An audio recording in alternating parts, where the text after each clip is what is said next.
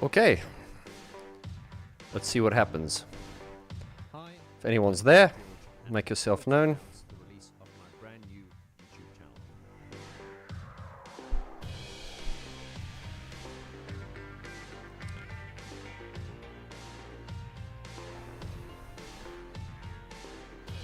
Introducing the Depeche Mode Hub.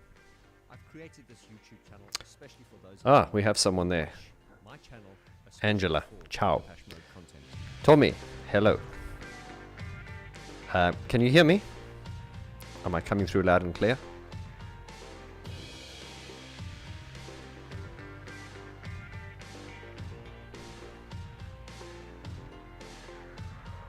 This is your hub, your one-stop place to find all the Depeche Mode content with interviews with the original producers. Good morning, hello. The question is, can you hear me before I start talking and you can't hear what I'm saying? Oh, loud and clear. Thank you, Tommy. Are you a sound engineer? Loud and clear. Okay, good. That's good. Loud and clear is good. Loud and clear is good. And,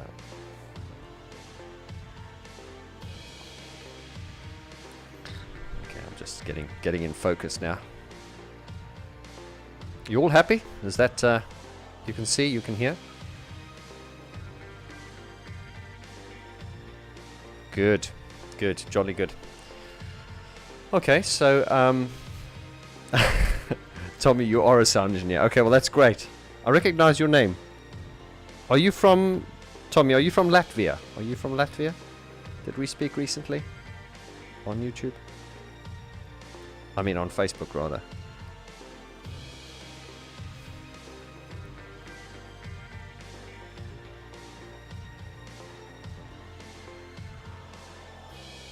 It's here. It's all Anyway, free. It's free. okay, good. So, I was waiting for the answer there. Oh, Australia. Not even close.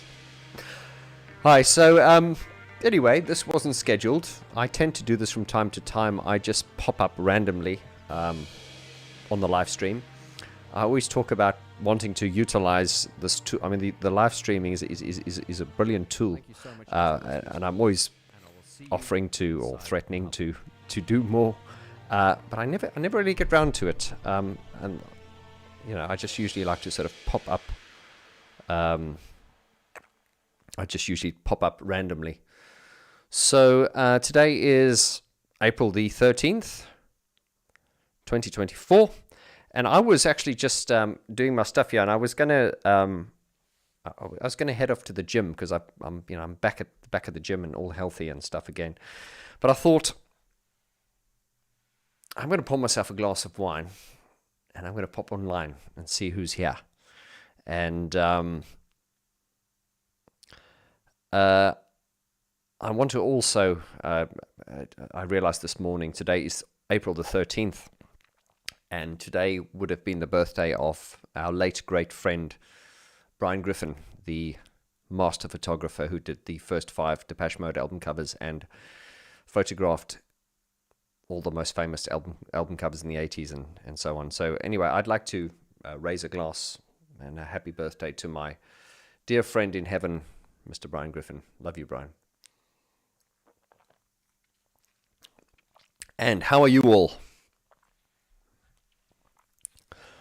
I hope you're all doing well. Here's a nice long message here from Mikey P. Hey Vaughn, how are you? Read one of your other comments saying you've now left the UK and where do you live now? Just to refresh your memory, I'm in Kent, right between Dartford and Bexley. Mikey P, hi. Yes, I have left the UK. I left the UK. Well, my heart never left the UK. I love the UK. Can I just make that abundantly clear? England is my country. Although I was not born there. I was born in South Africa. Moved to England, spent most of my life in London, and now I'm in Estonia. So yes, I have moved there. I have moved. I'm physically in Estonia, but my heart and my mind are still in, pretty much in England. But you know, without segueing too much and giving too much detail, Estonia is wonderful. It's Lily. So my cat is moaning. I hope you can't hear her. Lily, stop it. I've just fed her. Yeah, so I'm living in Estonia now, and but I do travel frequently to the UK. It's a nice 2.5 hour plane ride. It's not flight. It's not far away, and been doing a lot of traveling lately, especially because of Mesh, the band that have recruited me, and we've had some. I've been in the band for just coming on to 1 year now, and we've already done 9 shows, so that's pretty nice to be gigging again, and doing all that. So I had a video that went up yesterday, which was my basically just like a review on the, well, it's nothing I haven't said before really, but it was all about Memento Mori, Depeche Mode Memento Mori. They just finished the tour, and that video is up there now. And I just spoke a little bit in general about the 2 shows I went to, and we also just focused on some of the feedback we got from you and from fans and from everyone who've been to see the Memento Mori show. I think I've given my comments, and but fundamentally, I just think, I mean, you can't really criticize it. It's an amazing production, and the scale of it is just massive. And I think what makes the scale even more grand, when you're talking about these stadium shows that Depeche Mode do, if you're a musician yourself and you've done shows and stuff, and then you just in your head, when I'm at these shows, I'm sort of looking at this, and you're sort of taking what you're doing and multiplying it by 1 million, because just by the scale and the size of it and everything. So yeah, if you've been to any of the Depeche Mode shows, let me know.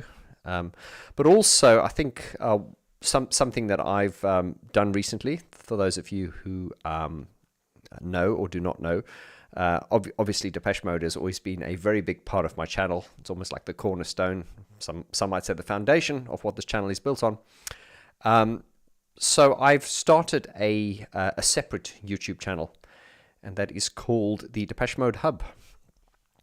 Now, if you go to that address there, at Depeche Mode Hub, you will find my channel there. It is called the Depeche Mode Hub. And I did that because I really wanted a channel where I could exclusively put all my Depeche Mode content. Now, some of you, most of the comments have been very positive towards that. There have been a few questions from some of you thinking, isn't that twice the amount of work? And there is a reason for doing it, and really, as I say, in the sort of 4.5, nearly 5 years that I've been doing this channel, we have. I think people know that this channel has featured Depeche Mode quite heavily, and we have produced content on this channel, which interests you guys, hopefully. But we have done things that have never been done before. Certain interviews, and just I think our approach has been quite different.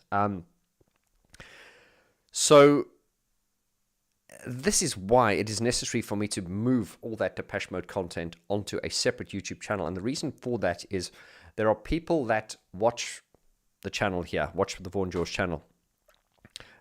They watch it because they like my content, and that's nice. But then there are people who watch my channel only for the Depeche Mode stuff. And then if the Depeche Mode stuff's not on, they won't watch it. Then, of course, you must remember there are other things I want to start segueing into now, like I want to talk about like 90s dance music and things like that, all electronic music based, really. Bands like Faithless, Prodigy, and things like that. And it's not the problem, not the concern, but I said in my video yesterday that Depeche Mode kind of overshadows everything I do, and I don't mean that in a bad way. I mean, it's I love talking about the band, but it's just that I want to talk about other things as well. And then the problem with that is when this channel is known as a Depeche Mode channel, then I start talking about other things like, let's say, Faithless and Prodigy, or 90s dance music, or if I start talking about Elton John or things like that, which are all keyboard related, then there'll be those of you who go, oh, I thought this was a Depeche Mode channel. But then there's also people that will find my work and then, because I did some videos on ABBA once, for instance, and I love ABBA, of course. And people came on and went, oh, why is he talking about ABBA? I thought this was a Depeche Mode channel. So, this has been, this hasn't been a stab in the dark. This is all taken careful consideration. So the decision has been made, and I believe it was the right decision. And based on the votes I've got from you guys, it seems to be the right decision, is to take all the Depeche Mode content and put it on its separate channel. So this is a great way for those of you who watch my content just for Depeche Mode. You can find all that on the Depeche Mode Hub. Now, on this channel here, the main channel, the Vaughn George channel, we will, of course, speak about Depeche Mode. But sometimes, my videos are typically long. I go into a lot of detail. Some of them are 40 minutes, an hour long. I don't usually do the 3-4 minute videos. And this is why I thought the Depeche Mode Hub would be a great place, because sometimes I'll get like a little hunch for an idea or something that's only going to be about 3 or 4 minutes. Depeche Mode related. And I thought if I have a channel which is completely about Depeche Mode, I can do that. I can do these little 3-4 minute videos or whatever. So that will also mean that the channel, the Depeche Mode YouTube channel, the Hub, it will be updated more frequently. So there'll be a lot more coming on. And then that allows me to keep my main channel, the Vaughn George channel, for, Depeche Mode will feature heavily here as well, but for other things I want to talk about. So I hope that makes sense. I don't want to over-explain it, but I do think that it is important, especially in these days where attention is currency and everyone's fighting for your attention. So I think we, YouTubers and creators and stuff, I think we are obliged to make sure that what we are presenting is very clear. And, and I'll be honest with you, I'm a little bit all over the place sometimes. I'm a bit of a nutty professor. I get really excited and I move in all different directions sometimes, much to my peril. So hence the reason I've started that channel is I just want clarity. So if you like my Depeche Mode stuff and you're here for that, then by all means, subscribe to that. It's called the Depeche Mode Hub, at Depeche Mode Hub. And you will basically find all my legacy content, all the previous stuff I've done there is up there, and we'll be updating it weekly. I think also, which is interesting about that Depeche Mode Hub is, I've got a lot of my legacy or my old content that I've done maybe 4 years ago that is up there. And people that have now joined that hub have now gone, oh my God, I've never seen this video. You did it 4 years ago. So this is the thing, because on the Vaughn George channel here, we sometimes have various subjects, and then I think the people who are on here for Depeche Mode, they'll sometimes miss out on the Depeche Mode content. So once again, now that you've got your dedicated Depeche Mode YouTube channel, you can just go there and binge watch, and you'll never miss anything. And of course, for those of you who want to take it even a step further, you can join my, what we're calling the VG Locals. That's my video on demand site. That is a subscription site, and we also have, it also features tutorial videos and things like that. And we got Mesh coming up there. I'm going to talk about them in a moment. So yeah, the watchvg.com is my members only site where we do exclusive Zoom chats and things like that. And then there's the Depeche Mode Hub, which is the YouTube channel, which is free. So and just in saying that, I'm thinking, I hope I haven't confused you now. I'm trying to keep it as simple as possible. Trying to keep it as give you as good a value as possible, but also trying to keep myself grounded and not fall off the soapbox, because I have promised this as well. The Alan Wilder Recall in-depth series, and as you see there, March 2024, I did issue an apology the other day saying that we've run into delays with everything, and I can promise you that this is in full swing, and it will come out in due course with extended versions of this on my watchvg.com site. So that's a bit of housekeeping. If you've just joined us, it's today, Saturday, the 13th of April. It's a live stream, which I just decided I'd just pop up, and I want to propose a toast to our late great friend, Mr. Brian Griffin, who passed away early this year, And today would have been his birthday. So here's to you, Brian. I love you very much, and I still feel your spirit all the time. Okay. So while I've been rambling on here, I see some of you good people have been asking some questions. Let me quickly go back in time. Oh, my goodness, there's quite a bit going on here. Rebecca says, I went to Twickenham and both O2 shows all were amazing. We're talking about Depeche Mode there. Mikey P says, Alan Wilder loved Germany. Loved Germany, especially Hamburg. Okay. Tommy says it makes sense to create a separate channel. I think it's a good idea. Thank you, Tommy. Notice I only read the comments I like. No, I'm joking. Bring it on. Say what you like. Cheryl. Hello, Cheryl. Cheryl says, hello, my friend. Me and Jenny are watching, but she's not logged in. She can't comment. Are you two together again? My goodness. Shout out to Cheryl. I don't want to embarrass you, but Cheryl is a dear. She's become a dear friend. She's been supporting the channel since the beginning. She's also part of the watchvg.com locals community. And she's brought Jenny on board, who is, I would argue, the world's biggest Mesh fan. I've got to be careful what I say, because now that I'm part of Mesh, I've met some really, really beautiful people that are incredibly supportive. So I've got to be careful who I give the title to as the world's greatest fan. But yeah, Jenny certainly is up there as one of the greatest Mesh fans. And while we're on the subject of Mesh, I'm just going to give a shout out to the boys. We've just come back from doing a few shows we did one in Rotterdam, and we did a really big one in Oberhausen. Fantastic, really, really enjoyed it. This is part of the Mesh Legacy 2024 series of shows. The idea was to put out a series of shows that are almost like, I don't like to use the word greatest hits, but Mesh have been going for over 30 years now, and have got one hell of a great catalogue of songs and albums. And as a new album is currently in production, we decided that before the new album is released, we should go on a little mini tour, so almost like a story, the story so far kind of thing, and hence the reason we use the word legacy. That is the Mesh 2024 Legacy mini tour. And we did three shows in the UK. We did Glasgow. I've never been to Glasgow before. That was a treat. Manchester, and then we did London, and now we've just done Rotterdam, Oberhausen.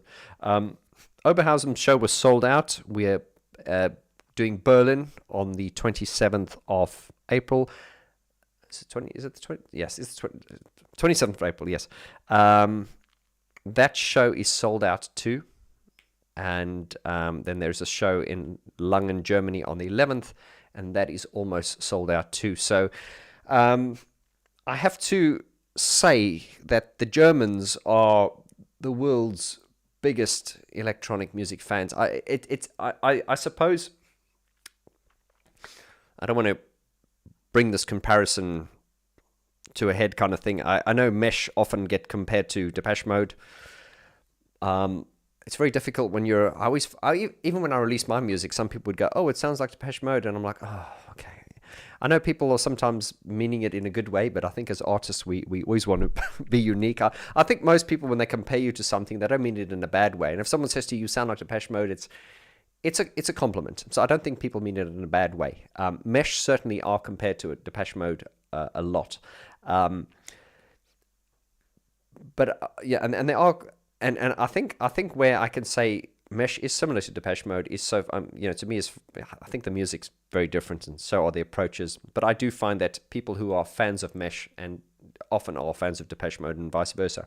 But one thing I can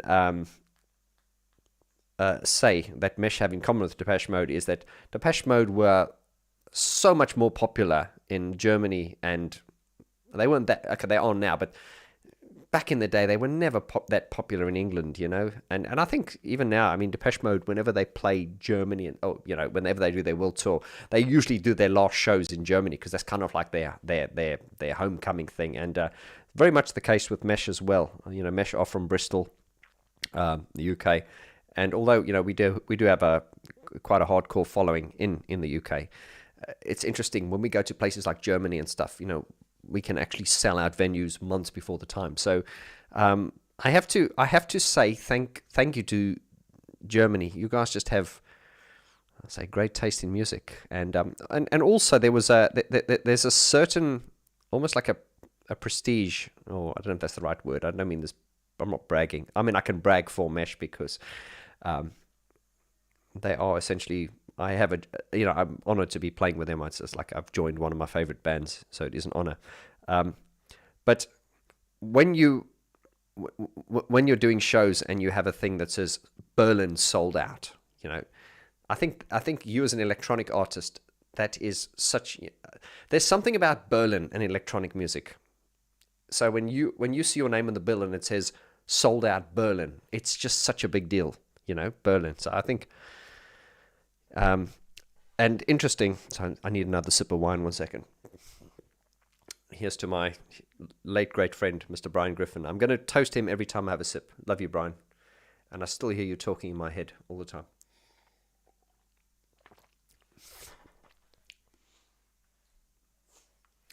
time. This is interesting. If there's musicians in here, leave your comments. I've often heard, before I joined Mesh, I've often heard from, friends of mine who are musicians and stuff, touring musicians. They'd often talk about gigging in Europe as opposed to gigging in the UK. And I've got to be careful what I say here because, I'm not going to slag the UK off. It's still my home, but I definitely noticed this firsthand. Is when we do shows in the UK versus doing shows in Germany and stuff. It just seems like they are in Europe.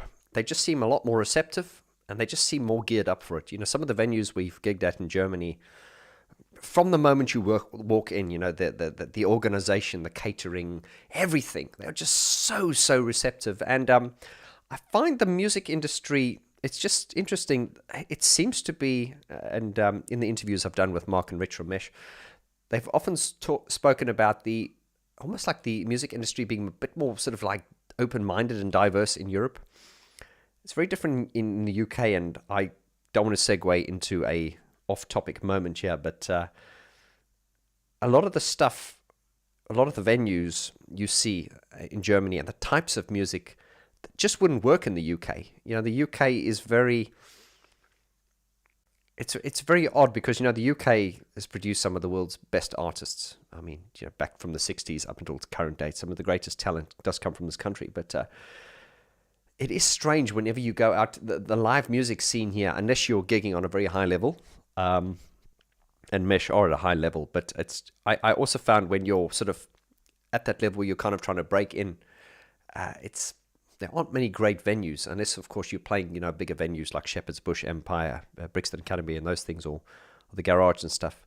When you're not at that level, there's just there seems to be like a void, and I think there's a big market for venues who got their shit together and sort of catered for up-and-coming artists, I think, because there's definitely a gap in the market. But, now I'm going really off topic, the problem with rent prices in London and the UK is... a lot of venues in the UK are just closing down now. It's really sad to see some really, really iconic venues like the Astoria, like really iconic venues. They just go bust. And what do? They knock the venues down and they build a block of flats, because that's what London's becoming at the moment, is one big, huge dormitory. Oh, that was a bit of a tangent, wasn't it? Okay, let me take some comments here. Oh, we've got people from all over the world here. From Birmingham, Norway.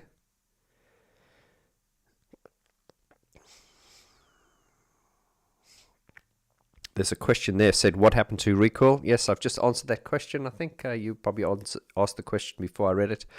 Yeah, we're on the series now. Trying to get hold of the man himself, but I'm not going to say any more than that. Tommy says, I would love to see videos on 90s tech drums synths production of the era. Yeah, the 90s was an interesting era, actually. And it's quite funny, I released my first album back in 1997, because I'm that old, which was a dance music album, which was kind of based on Robert Miles's kind of stuff. And I've never spoken about that before, but I'd like to probably segue into that. The 90s was a very, very interesting time. The 90s really was the decade, I feel, that really put the spot. I mean, you had that sort of like indie scene. Now, of course, there were different scenes, but so far as electronic music was concerned, the 90s really, to me, defined electronic dance music. And very often now, even if you listen to a lot of dance producers these days, they tend to revert back to the 90s when they want some of that flavor, because I think a lot of that old school 90s dance flavor in electronic music has become synonymous with what is deemed to be a great dance record. That is why you have that sort of like Korg M1 piano and things like that. Let's take a few more messages here. Jacob says, love you, brother. I love you straight back.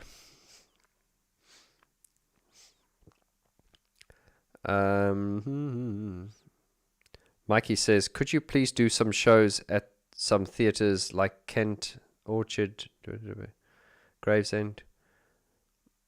I don't know. Are you talking about Mesh or?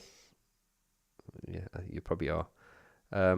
Okay, we'll take note of that. I mean, I personally, I can't speak on behalf of, I'm not the boss of Mesh, but I can certainly put in suggestions, and I love gigging. I love performing live. Performing live is wonderful, and in all honesty, it was me who was pushing for these live shows.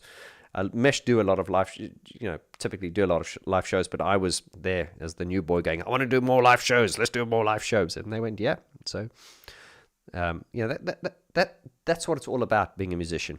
It's not this sitting in a bedroom and producing music, and although that is part of it, or in a studio, but a lot of it is going out and, on the road and meeting people and stuff. Boney M. That Angela says, Boney M. Ma, baker, ma. I like a bit of Boney M. Mikey P says, Civic Mind Jim the Honor says, don't speak for all Brits. And I never profess to speak for anyone. Angela says, he was ironic. Indeed, Angela. I'm glad to see you're paying attention. Afternoon tea. Right, let's have a look here. Hello from Australia. Good day down under. How are we doing? What time are you there? You must be about... You're about 7 o'clock in the morning there now? But you guys are ahead, aren't you? Yes, sir. Let's have a look here. Lily Pyle says 1997, before you were born. Before you were born. I can promise you in 1997 I was around. This wig just makes me look younger. It's not a wig, by the way. Here's one from Cine DM. It says, unfortunately, the Depeche Mode concert was cancelled here in Finland, Helsinki, but finally I saw them in Amsterdam. Oh, yeah, I saw... I was looking at the website yesterday on DepecheMode.com, and I saw one show was cancelled, which is pretty which is pretty good, for to do all those shows and only cancel one show. The Orchard in Kent is a lovely venue. Interesting. I shall make note of that. Is it a big venue, or do you know what the capacity is? Any news on Vince since his family tragedy? No, I don't know. That was very sad news. I don't know anything about that. Sorry. Could you talk about Vince Clarke's latest solo album? Yeah. I should. I haven't. I should actually. Yes, right. Here's a question from Aslak K. What is your take on the fact that Depeche Mode had a lot of outside collaborates on the last album? Is it a new trend with more co-writes? Is this band... What? Is it the band's will or the company's will? That's an interesting story. Is it the band's will or is the company? There's been a lot of talk. People are often saying, Depeche Mode has become such a big corporate entity now. That is why when Depeche Mode said, there were these rumors that coming up saying it's their last tour, and I'm like, no. My brain went straight to Mr. Kessler in 1988. Do you remember on the 101 documentary when he went, we made loads of money, a ton of money, tons of... No, I just thought, no. There's no way they're going to give up now. Even if he's got to roll them onto the stage in wheelchairs, I don't think he's ever going to... He's never going to... Can I say that? Well, I just did. But in all seriousness, you cannot knock the show. It was very, very... if you look at a lot of bands that have been around as long as Depeche Mode, a lot of them, when they go onto stage now, there's this kind of going through the motions kind of thing. I have to say these guys are top of their game still. Regardless of my criticisms on certain things, drum sound and things like that, looking at the bigger picture, energy and just the sheer scale and the brutal energy of that performance, it cannot be denied. So to those of you who are worried, I do not speak on behalf of the band, of course, but I can almost say, I assure you, there will be another tour. There will be another tour. Definitely.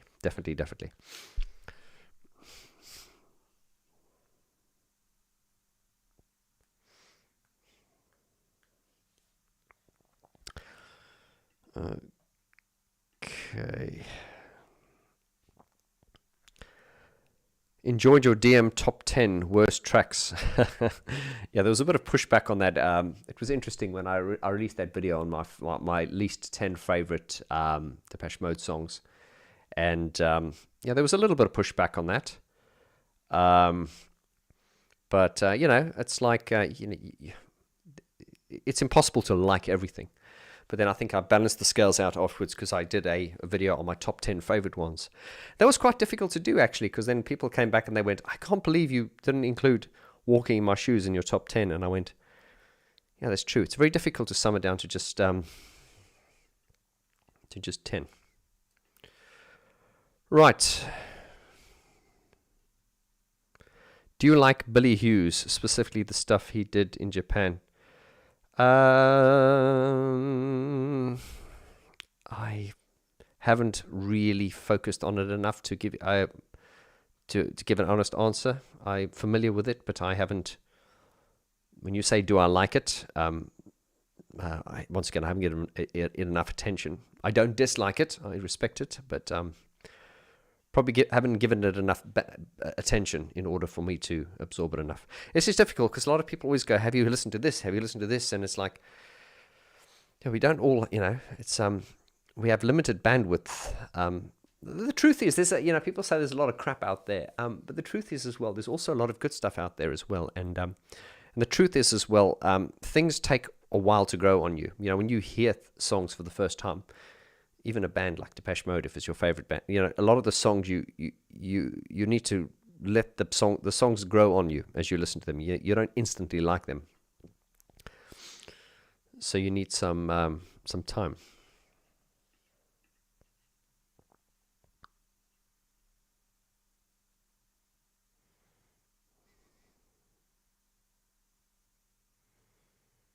Hello from Argentina. Hello to you. Simon Ward says, greetings from North Yorkshire. North Yorkshire! Hello, Simon. I hope you're well.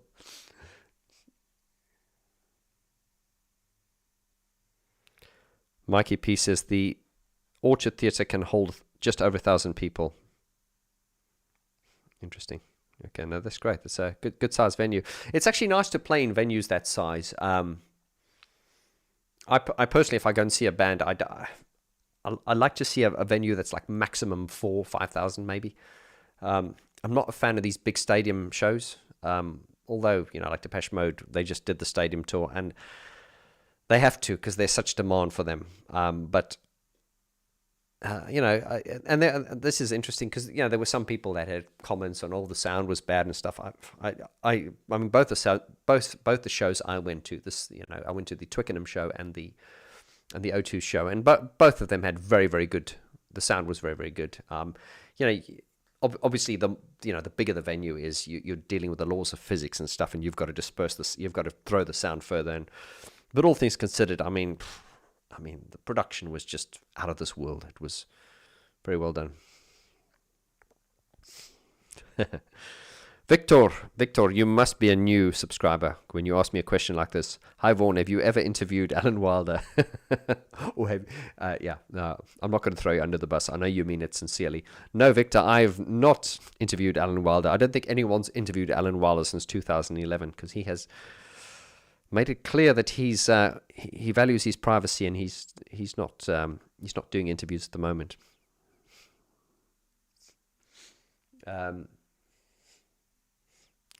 Any news on the new Mesh and Division albums?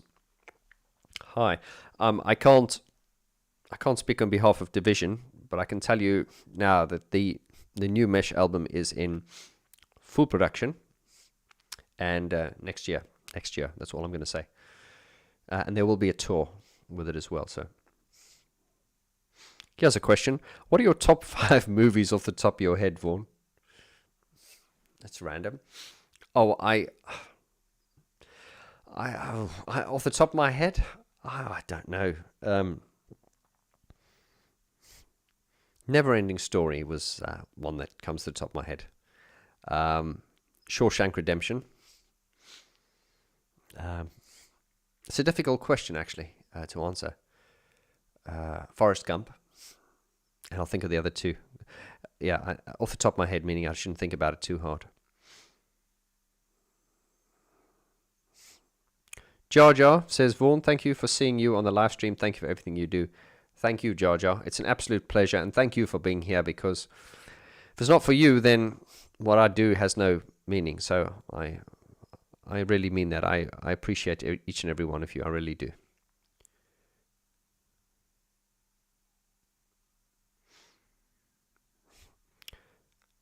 Here's one. Alaska K says, I can tip you all about electro band called Omnima. They have some good stuff. Okay. Noted. Carl, Mr. Hamilton, how are you, sir? Any other Micro Disney fans on here? Micro Disney?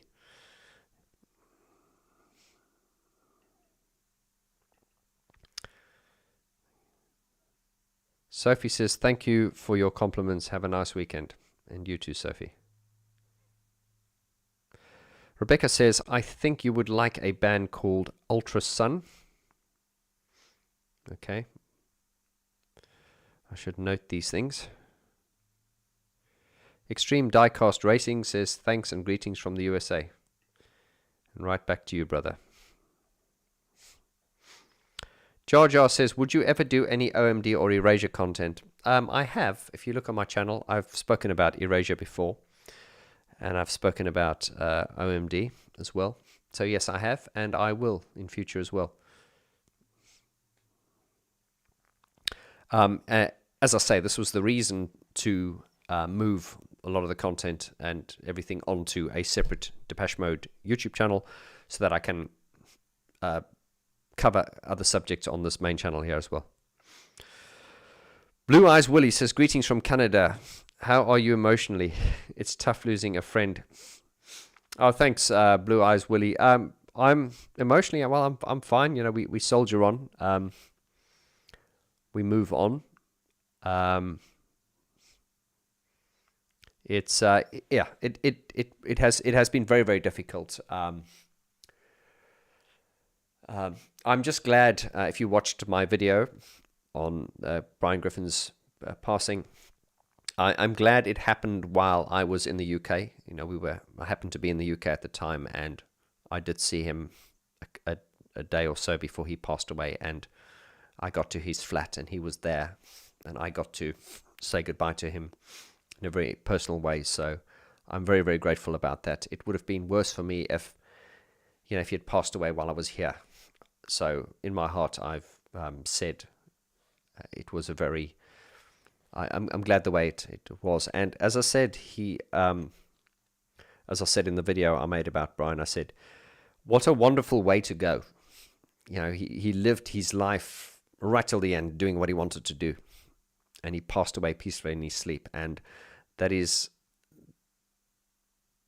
something that you would want for anyone you love, is for them to have no pain and just pass peacefully. And my only regret, if there was I still think there was so much more we were planning to do. There was going to be a Echo and the Bunnymen book. We had planned meet and greets throughout Europe to come and meet, people and do meet and greets like we did here in the UK. So yeah, there was an element of, I felt like the carpet had been ripped out from under me and my heart was ripped apart. And to Brian, I love you, young man. Right. Jar Jar says, thanks, Vaughn. I need to dig deeper. Latest OMD Bauhaus Staircase is very good. Yeah, I think I must say OMD are a band that just never. They're very consistent. They always seem to release good stuff. They always sound great live. Yeah, I should speak a little bit more about them. I believe I believe they're touring South Africa at the moment. So yeah, we should speak a little bit more about OMD.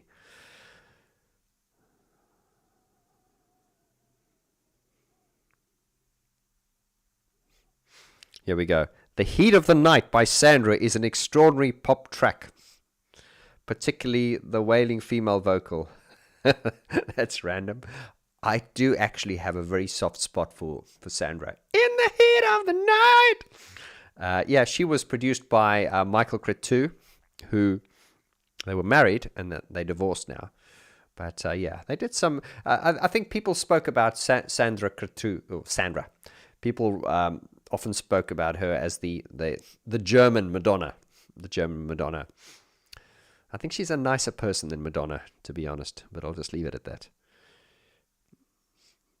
Do you know the producer and remixer Dominatrix? I sincerely think he is talented and his remixes are absolutely the best. Yes, I know of Dominatrix well, and him and I have conversed online briefly once on Facebook. He complimented my work and I complimented his work. I think he certainly is one of the best remixers on the really, and a very, very humble guy as well. So yes, yes, I think we should. People have often said we should do a collaboration, and that's yeah, I'd be up for it if he's up for it. Dominatrix, if you're up for it, I'm up for it. Here we go. Do you think there'll be another Depeche Mode album? Yes, there will be. Mr. Kessler will not allow it any other way. I wouldn't want it any other way. Mr. Kessler wouldn't let us anyway. Okay, that was a low blow, but I'm punching up. I'm not punching down. Yes, I think there will be another Depeche Mode album. And once again, after seeing them on this recent tour, they've left on a high. So there's a lot of energy in the tank still. So yes, I believe there will be another album soon. And once again, as I say, when they do eventually split up, which will be a sad day, I believe they'll be doing music right till the end. I don't think they'll, it's just that Depeche Mode it's a very full on, Depeche Mode is almost like a young man's game, as a performance, as a band. It's a full on performance kind of thing. It's not like a sit down and strum a guitar kind of thing. So there will be a limit to where, when they don't have the physicality to be able to do it. But I think that is when I think Dave will move on into Soul Savers, and so I think they will remain in songwriting and production for the rest of their lives, I think. And let's drink to Dave and Martin's health and their longevity. And thank you for the music. Here we go. Yes, Sandra Cretu was Michael Cretu's wife. That's right. Cretu went on to create Enigma. That's right. Very clever guy. Very, very clever. Yeah, he was he's Romanian, born in Romania and then moved to Germany, I think. Will you do any videos for Sandra and her side project? Well, if there's enough interest, I mean, as I say, I actually have a real broad taste in music, really, which which a lot of people wouldn't believe if they came to my channel, because they go, oh, it's all Depeche Mode. Hence the reason I'm moving Depeche Mode onto its own channel. I mean, come on. I mean, I must love this band if they get their own YouTube channel. Everyone else has to share my channel, but Depeche Mode get their own. They get their very, very own YouTube channel, and they're worth it. I mean, this is the band that, if I never heard Enjoy the Silence when I did all those years ago, I would not be doing what I am now. My life would have gone in a completely different direction. So I am so respectful and grateful to Depeche Mode, but I still am very critical towards them.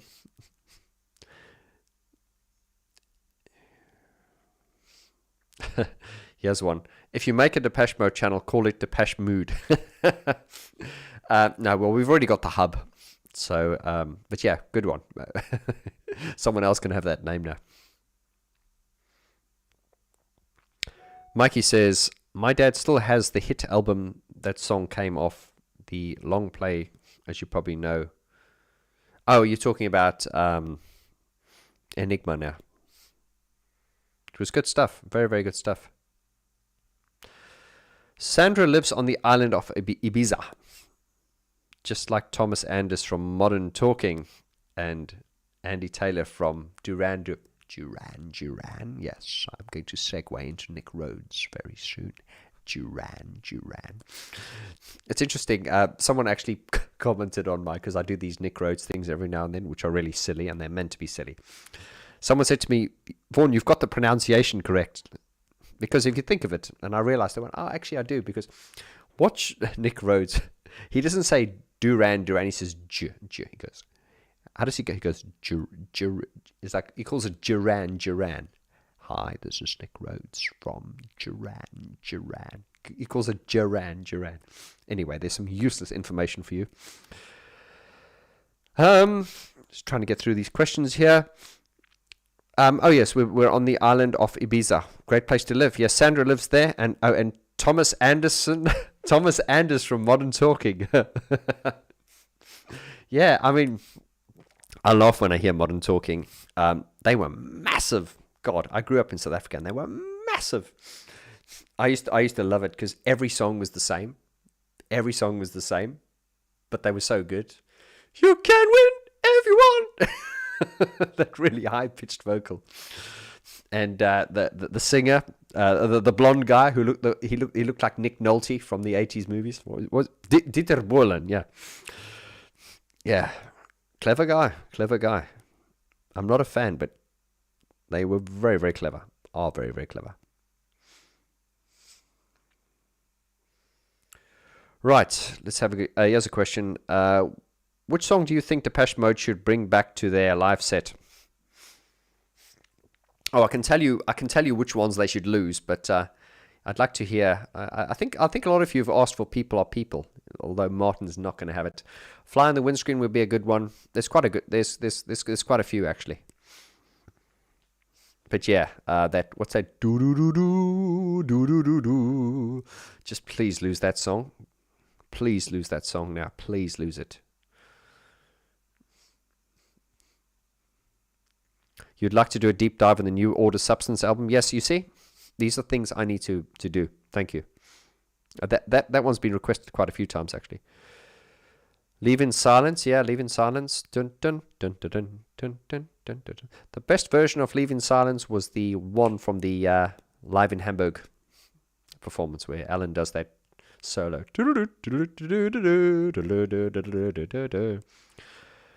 Carlos Mode. Hello, brother.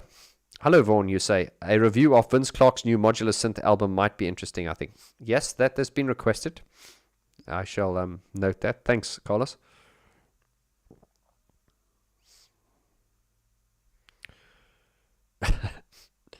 Nick Rhodes. Yes, you're welcome. No, Vaughn was talking about Sandra, her debut album. The long play was my dad's. Oh, you're talking about Sandra. Well, yes, Sandra was one of my first crushes. I remember when I was very young, and I used to see photos of her. I'd go, "Ooh." Yeah, when you're young and you don't understand anything, and you see a photo of a woman for the first time, you go, "Ooh, what's this doing to me?" So yeah, Sandra was one of my very first crushes. She was delicious. Which songs should they lose, Vaughn? Everything from the Spirit album. How's that? I don't think they did anything from the Spirit album on the live show. Yeah, I mean the video I put up yesterday. If you guys haven't seen it, watch it. It was just like a general chat about the tour in general. I want to do videos where I go into more specifics. I think the show was generally very, very. I mean, it was amazing, very, very good. It was just my comments were just on.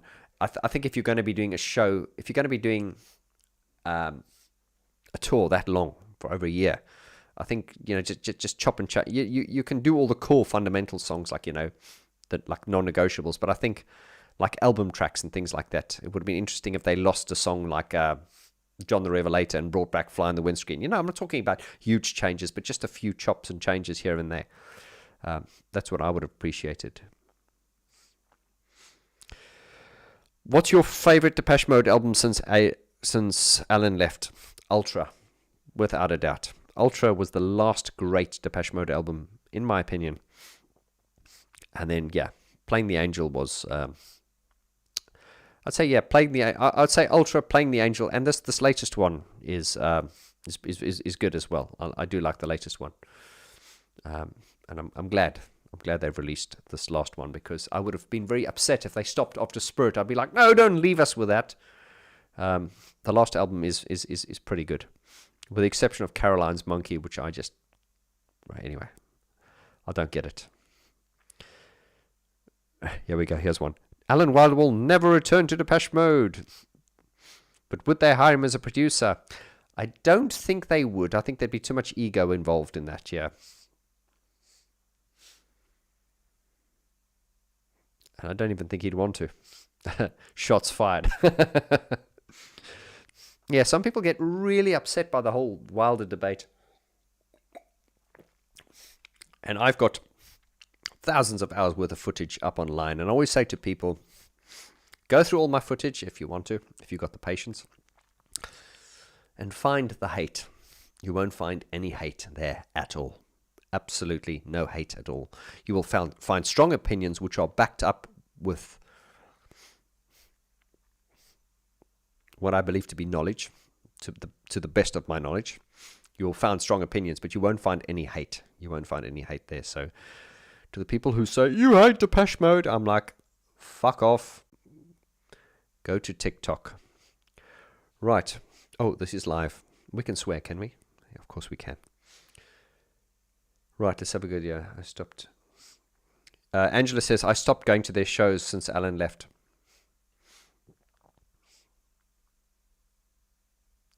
The pub thing in London was epic. Are you, I don't know what are you talking about the meet and greet we did, or is this something else? Alan needs to come back in some capacity, especially after the death of Fletch. Rest in peace, Fletch. Yes, rest in peace, Fletch. Thanks for bringing that up. It's interesting because I actually noticed it. I was thinking about it, and this is probably a good subject for a video. I think the loss of Fletch really it's really became apparent to me now that he's not there.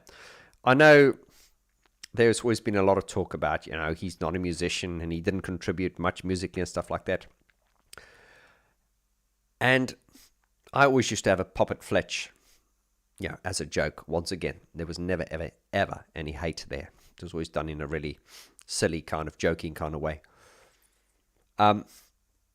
But now that Fletch is no longer around, I think they have, some of you might disagree with me here, but I think they've lost a lot, actually. They have. And, we come back to, okay, he wasn't doing much on the keyboards and stuff like that, but there is so much more to the synergy and the sort of the sort of chemistry of the band. There's so much more to it than just fingers on keyboards and things like that. You must remember, if you speak to any of the engineers, the producers, and I have interviewed a lot of them on the channels, as you know, and a lot of them will say, usually a lot of the best stuff comes out behind the scenes when we're not filming, unfortunately, but a lot of them will say that Fletch was very, very, he was a strong character. He was a very strong character, and this is why I think Martin needed him. I don't want to say Martin's a weak character, but Martin's a non-confrontational kind of person, and Fletch was always there to kind of be Martin's mouthpiece. It's well documented. But Fletch was known to be quite, if you read the books, he was quite argumentative, strong character. He didn't back down. And Fletch was the one, although he wasn't a musician, so to speak, he could listen to a record which was done or in progress, and he could listen to it and go, that sucks, no good. So he wasn't scared to speak his mind. Now, that is important. That is important, is having that front. So it didn't matter that he didn't, come up with the ideas or things like that, or didn't play much on stage. I think Fletch knew, and I know some of you are going to laugh at me now, but you can speak to the people in the studios who recorded them.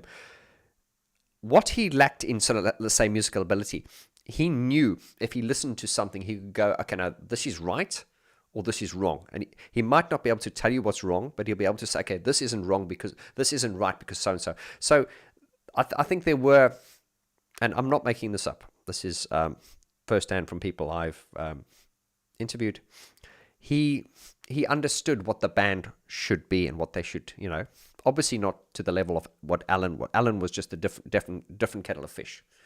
The attention to detail that Alan put into it, the stuff was just over the top. I think there was points where they're like, okay, that's enough now, because Alan was just really meticulous, and that showed. But coming back onto Fletch now, I think Fletch was important in that sense. And also, you do notice it now, especially on interviews, when you see America. If you look, I've got to be very clear what I'm saying now. I'm not saying this, but I've had British friends of mine say this. Some of them have said that moving to America ruined Depeche Mode. Some people said when Depeche Mode moved to America, it ruined them. They lost their edge. Now, once again, don't take me out of context. I didn't say that. I've had British friends say that. And whether that's true or not, I haven't thought much of it. But one thing I can say is, if you look in interviews with Dave and Martin, if you look at them now, you really, really miss Fletch. I think now that he's not there, because obviously Dave and Martin now living in America, your environment changes your perception of life and stuff. And if you go back to the older interviews where Fletch was there, you will notice Fletch always had that deep British cynicism. And we all know that. That's what I love about the Americans. Generally, don't want to generalize, but generally speaking, I think America is a more optimistic kind of, yeah, man, we can do this kind of thing. Whereas with the Brits, there's this mentality of, oh yeah, give up, mate, it'll never happen for you. So, and that was very apparent in the old interview, the interviews when Fletch was around. Dave and Martin talking, and then Fletch kind of being, oh no, being like really grumpy and British in the background. And that is missed. That is missed. So I don't want to go off on a tangent there, but that is something I have noticed. And I think it's like that saying, you don't know what you've got till you lose it. I think now that Fletch isn't there anymore, I think we realize we've lost a lot more than what we thought we did. I think some people thought, okay, again, of course, when Fletch passed away, there were, people were really upset about that. But then there were the critical ones who just said things like, oh, well, he didn't do much, we're not going to miss anything. I'm telling you, they've lost a lot, and it's noticeable in more ways than one. And I think I've explained that quite in depth. And as a result, I've lost track of my comments here. Hello, Vaughn. What is your opinion on the Exciter album, The Sweetest Condition, that I skipped? Let's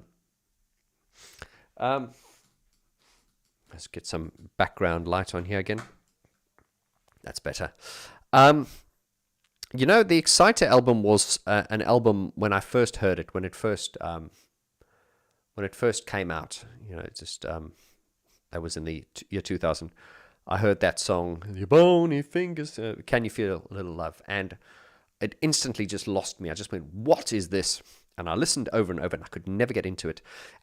It was, I think I said this about a year ago, or probably longer, maybe 2 years ago, 18 months ago. I opened up the Exciter album, and I listened to it. And I heard something in it now that I hadn't heard a long time ago. So it's actually better than I thought it was. I just remember hearing it for the first time and not liking it.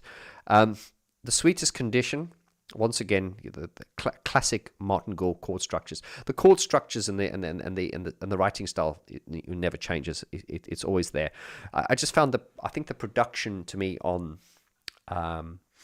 Exciter was just a bit lightweight.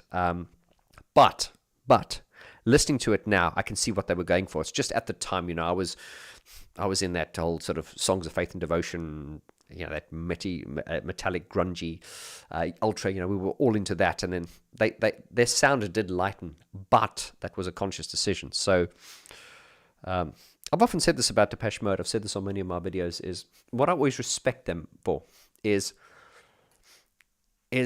risking everything to change their sound all the time.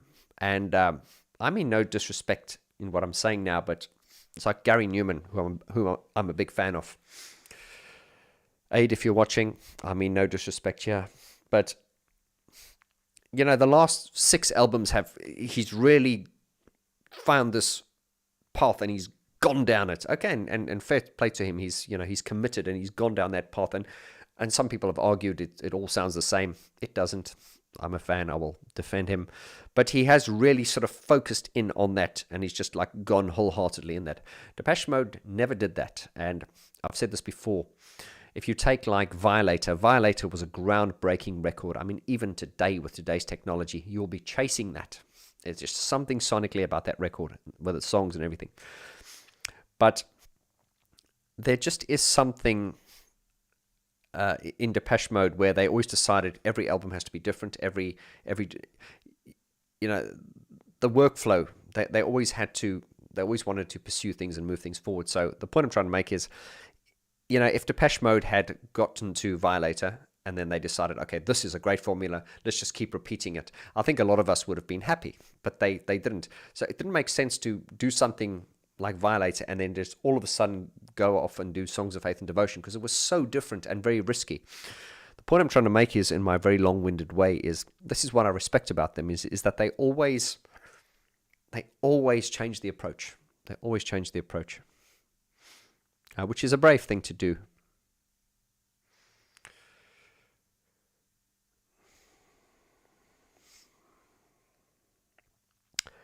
Daniel says, would you ever like to remix a post-Alan Wilder Depeche Mode song? I can't think of... maybe. I'm not a big fan of remixes. I mean, I've done a few Depeche Mode remixes, you've heard from my channel. But I always prefer doing original stuff. But I'd have a go. Never say never. Question here goes, can you play us any of the classic Gary Newman sounds? Also, are you going to be coming to the upcoming tour? Yeah, I can. I don't actually have any Gary Newman sound banks, but I can certainly have a go at reverse engineering some of those string and pad sounds and do that. I did have an intention to do a video on Gary Newman songwriting. How he structures songs. Of course, when I say things like that, that's not me saying this is how Gary Newman writes a song. It's basically me saying this is how I believe Gary may do it. I'm never that arrogant to say this is the way it's done. It's just always my interpretation.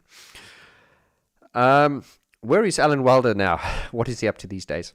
I heard he sold his mansion and he's moving. Now, I don't know if he's moving abroad or where he's going.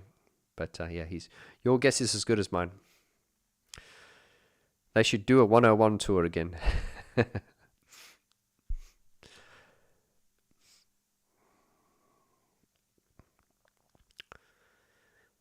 Any more Aha videos coming soon? The Living Daylights is my top 5 of the Bond themes. And what is your top 5 of your... What? What is your top 5 on your View to a Kill? No puns. Yes, more Aha will be coming soon. Interesting, I was listening to a song the other day from... Morton Harker did a while ago. It's a song called Brother. Just one of his solo songs. Really, really like that. Cole says, I get the impression that Alan is pretty pissed off with everyone asking him about Depeche Mode all the time, when Recall seems to get very little attention. Now, Cole, you've been on this, I've known you since the beginning. Well, never met you, but I've known you for the last several years, and we always think the same. You're absolutely right. Yeah, I think you guys are going to enjoy that Alan Wilder album review series of mine, which I promise you will come out. But yeah, I think I did a video on this as well, where I think Alan probably was, and I can't speak on behalf of Alan. Remember, these are just my opinions. I think he probably was pissed off with, the lack of, I don't want to say interest, but maybe the lack of support in Recall. And often I get this with people. I say to them, when people are flying the Alan Wilder flag, going, "Oh, I miss Alan" and stuff. I go, "All right." You say to them, so did you like Recoil? Oh, I love Recoil. And you say, okay, which is your favorite album? And a few times people can't answer. And you go, okay, you've never really listened to it, have you? The reality is that Recoil is very much, it's concept music. I always say, I think if any of you are listening here and you want to get into Recoil and you don't know where to start, I would say start with the Bloodline album. That is a very, it's a bit more structured and a bit more song-based. I think towards the end, it became very... I love it, but I think for a lot of people, it became very experimental. And it's interesting when you listen to Recoil stuff now. It's like your brain goes, "Oh, this is Depeche Mode," but then your brain goes, "Oh, where's the song?" Because it doesn't follow that song structure. And I think that may have been part of the downfall of Recoil, in the sense that I think most people resonate with the song. It's the song more than the sounds, and I think this is whereas Recoil is very much the sound. Depeche Mode now have the songs, but they don't have the sound that much anymore, and this is why Recoil, Wilder plus Gore together, was the winning combination. Stay on These Roads is an amazing song. Yes, Aha, fantastic. So much magic is gone with Alan. All the fanboys and fangirls are out here today. Here's to Alan. Rebecca says, I think Memento Mori is superb. Speak to Me and Never Let Me Go are great. I was surprised they didn't play Never Let Me Go. Yeah, this is interesting. I said this on my video yesterday. I think what they should have done was, I said, starting off with My Cosmos Is Mine. That's fine. But I think what they should have done is run about the second or the third leg, just changed it. Start off with a song from the new album, but just start off with something different. And it would have made it more interesting for them as well. You know what I mean? I'm hoping Ultravox will be touring again. It'd be great to see Billy Curry playing with them. Oh, I didn't, excuse my ignorance. I didn't realize, is he going on tour with them? I didn't know that.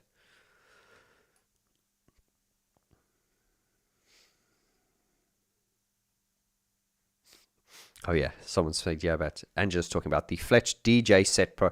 Remember Fletch doing the DJing. Bless him.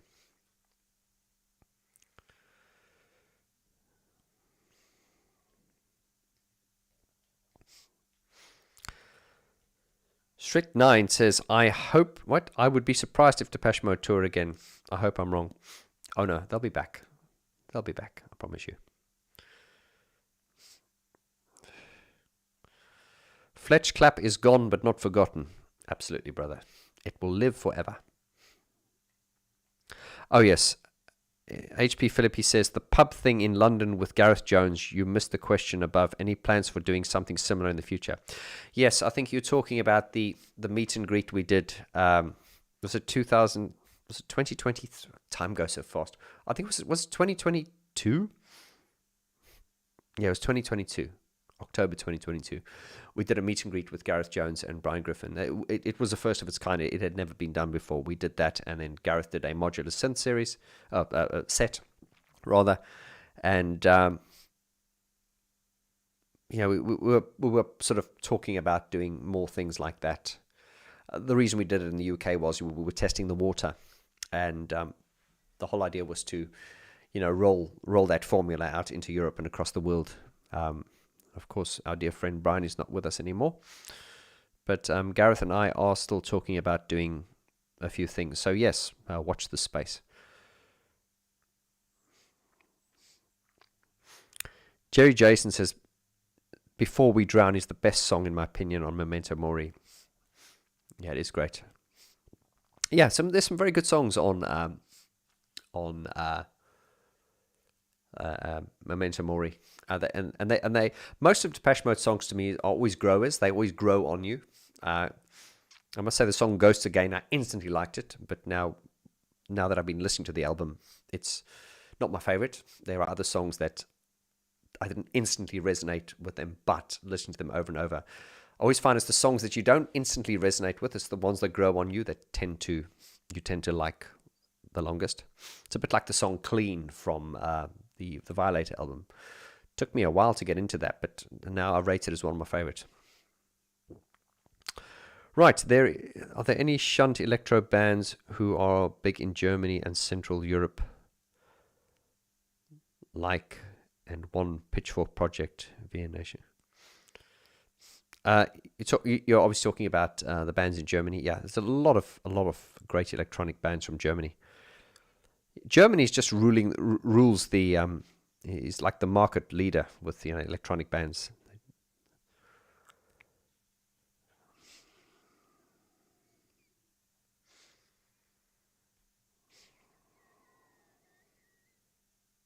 Redheads are feisty and aggressive, Fletch. Oh yes, fiery redhead. What are your thoughts on the cover band Forced to Mode? They are like Depeche Mode used to be, just saying. Yeah, you're right. I've interviewed them a few times on my channel. I know them well, and I really respect them. I personally, I take my hat off to people who do,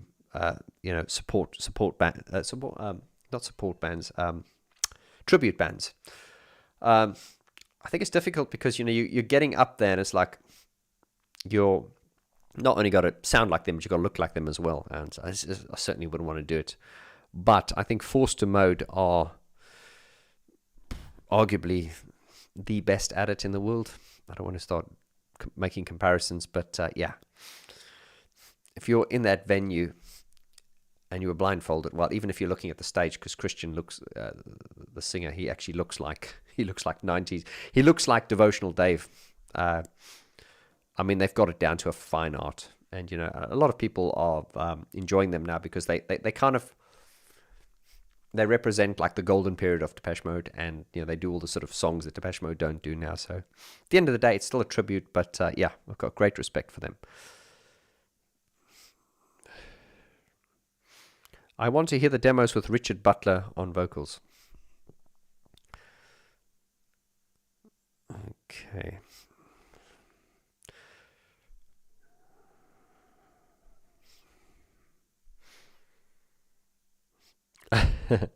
Yes, the one. Anyone else hate Personal Jesus when they first heard it? I didn't like the shift on the guitar-driven song. Yeah, I mean, Personal Jesus it's not one of my favorites. I mean, I think it's it's a good song, of course. It's well put together and all that, but it's never been one of my favorites. I would sometimes skip, for listening to Violator, I'd sometimes skip it. A lot of people laugh at me when I say I prefer Blue Dress I prefer Blue Dress and what's the other one, Sweetest Perfection, to Personal Jesus. But I'm a hopeless romantic, that's why. Here's a question. What do you think of the strip cover by the Shiny toy guns. I haven't heard that. I'll be honest. Any news on the bonus tracks on the Memento Mori album? They were promised, but suddenly it's gone quiet. Yeah, I don't know. I've heard about that. I think was there 4 tracks that they're going to re-release? I don't know. But I can promise you there'll be some clever, slick marketing ploy behind that. Sean Meyer says, good morning from rainy California. Oh, it's raining in California, really? Now that you're further east and closer to the wall, is it affecting you in any way? Well, I don't like to talk politics, but it's a reality of life, isn't it? So I always say, ask me a question, I'll give you a straight answer. We are right on the border of Russia, literally on the border of Russia. And it's one thing I like about the Estonians is, as a nation, they don't seem to be focused on petty crap. Yeah, we've got this saying, when we live in the Western world, we talk about first world problems. And I find here, although I'm still trying to learn the language and everything, I find adults here really behave like grown-ups. There doesn't seem to be, I don't know, it's I should probably do a video on it sometime. I think people are just really focused on fundamentals. Yeah, it's like when you go back to the UK and stuff you see in America, the West. There's always this crazy debates on politics and people arguing about stuff that really doesn't matter. And I find here that's not the case. People here seem to be more focused on real problems. There's no fakeness. It's very genuine. It's very so the only real concern we have here, to answer your question, is we are right next door to Russia. And I'm not trying to be politically correct here because I'm not a woke person. I'm very, what you see is what you get. But when we talk about Russia, we're talking about the Russian state. I'm not talking about the Russian people. Because, once again, I have Russian subscribers, I have friends, and they are horrified by what's happening, as we are. And without going too far off topic now, this is a bit off topic now, but this is how I feel. If you look throughout the history of the world, old, rich men have a problem with other old, rich men. And they send the young men of their country to go and fight the other young men of the other country. I know I'm simplifying it here, but this is what it fundamentally is. Old, rich men in a country don't like other old, rich men, or for whatever, and they blood the younger generation. And that is very sad. It's very, very sad. It pisses me off beyond words. Yeah, so I'll just stop right there, but it does anger me. Yeah, it is a reality. We are right next to Russia, but keep calm and carry on is what the Brits used to say during World War II. Oh, we got a bit dark there, but I hope I answered your question. Right, let's lighten it up a bit now, shall we?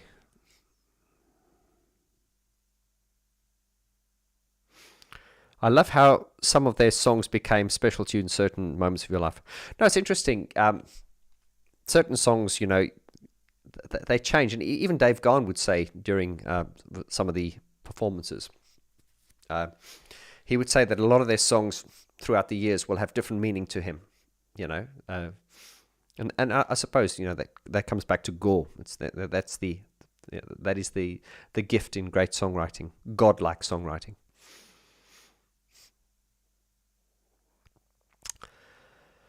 Does the Alesis Andromeda still steal your sleep? I remember the Alesis Andromeda. Yeah, that came out in 1999, 2000. Huge big thing, and that's the keyboard, the synth that they used on. It's all over the Exciter album, the Dead of Night. That's all Elisa's Andromeda. So I'm told.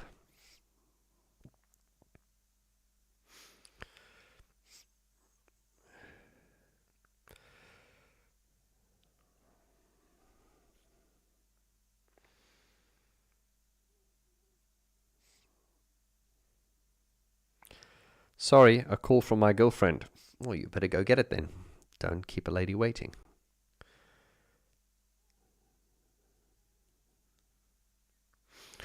You think Before We Drown is the best song on Memento Mori? It is good. But listening to it live was a bit disappointing. Oh, interesting. I didn't know they did that one live.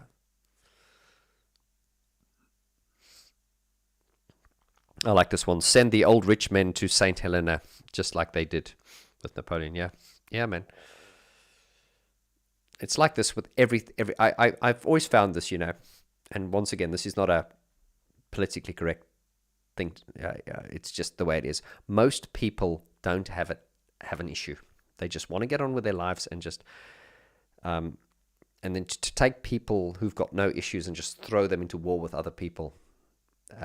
This is the painful reality, and I think and the good thing is, I'm not trying to win brownie points here, but it seems as though the younger generations these days, they seem to be awake to this, and they're just like, fuck it, no, we're not going to do it. I mean, it's like even in the UK, they're struggling to find people to put in the army now. It's like people are going, I'm not going to die for you. Why?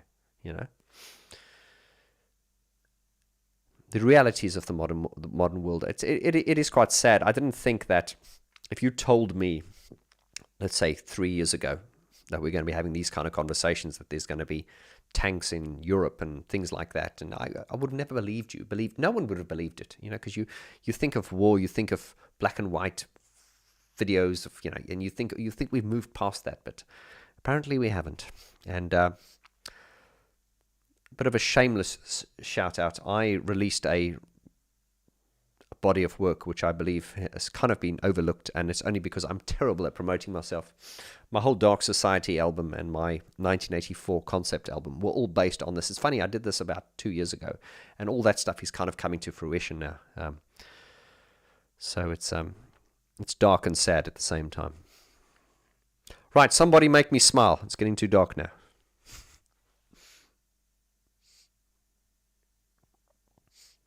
You remember discovering Empathy Test from my channel. Isaac, you owe me a tenner. Empathy Test are actually performing tonight live in the garage in London. We did a gig in London in the garage in January, and tonight is Empathy Test in London in the garage. So if you're in London, maybe you can go get a ticket.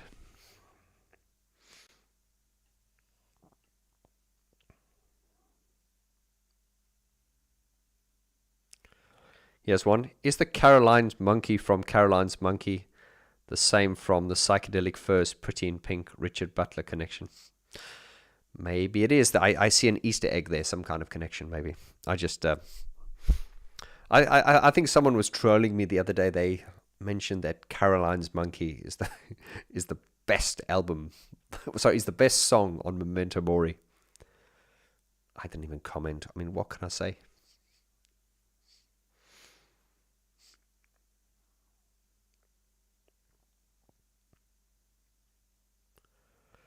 Why don't Depeche Mode play Free Love anymore? It's a good song. I think maybe just, yeah. There is this thing with artists, when we do something, we're so focused on the new thing, and I think when you're an artist and you've done something new, and then someone cites something you did a while back, and you as an artist, you're like, because you want them to like what your most recent offering. That's not always the case, but I get what you're saying. Grand National about to start. Oh, really?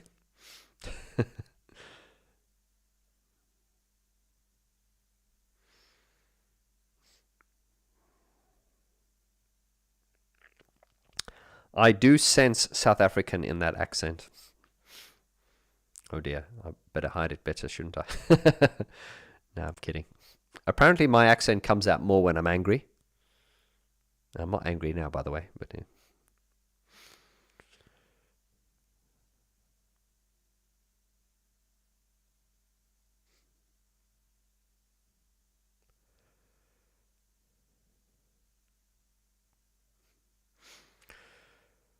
Right, okay, well, there's quite a few comments coming up here now, so...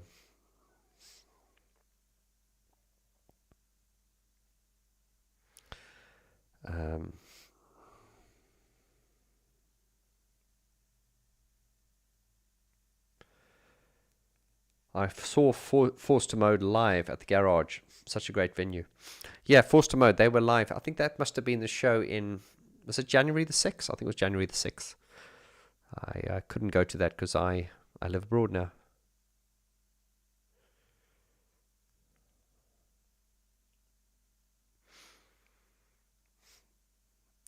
Have you ever seen Sing Blue River about Duran? Nick Rhodes is pure Brummy. Yes, I know Nick Rhodes. Yeah, he does go a little bit Brummy sometimes, doesn't he? I think his name was what was his name? It's not Nick Rhodes. It's I think his name's Bates. Nick Bates is his real name.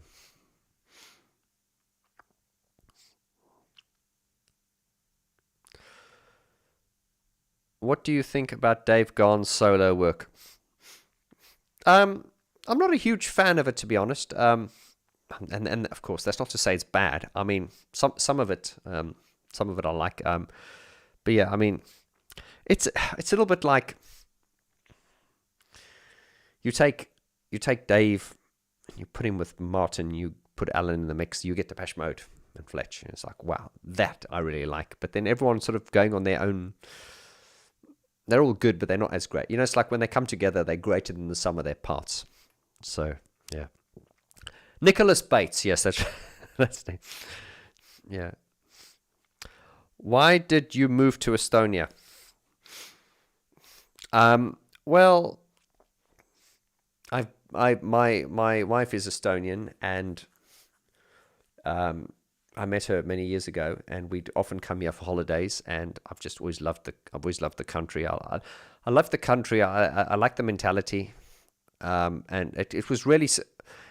I guess the main thing was if my daughter wasn't born, I'd probably still be in London, but it's since my daughter was born, really, I just wanted a better life for her.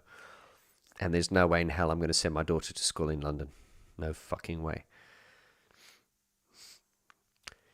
Here we go.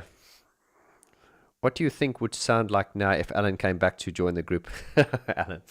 It's interesting because someone once asked me the question. They said, Vaughn, there is always the reality that if Alan came back, it might not be as good. You never know. You never know. I don't know.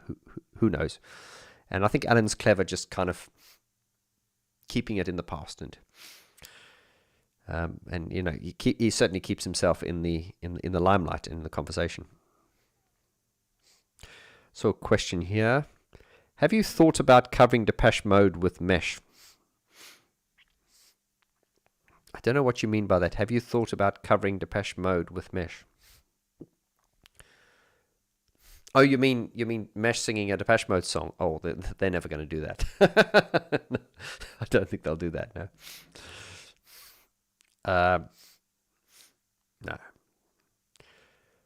No.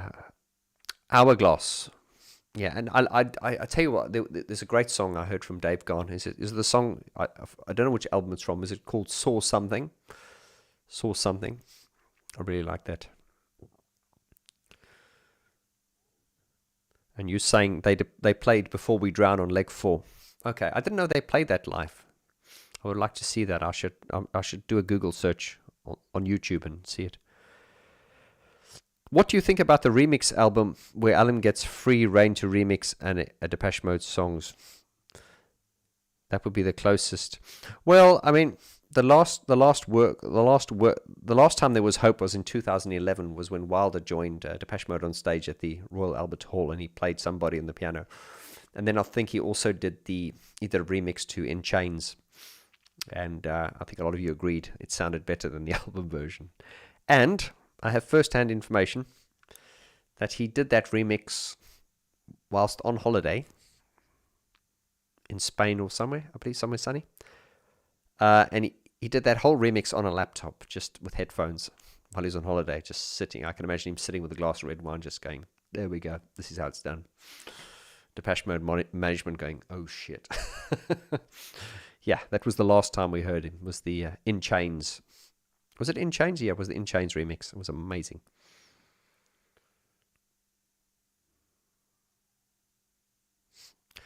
You are the best. We love you so much. Well, thank you. Who are you talking to? But I'll take it as a compliment. Thank you. Goodbye. Okay. Well, thank you too, Blue Eyes Willie. Lots of love to you too, and keep it real, brother. Don't let the bastards grind you down. Keep it real. And I'm going to take another sip. If you've just joined us, guys, this is a impromptu, off-the-cuff live stream, April the 13th.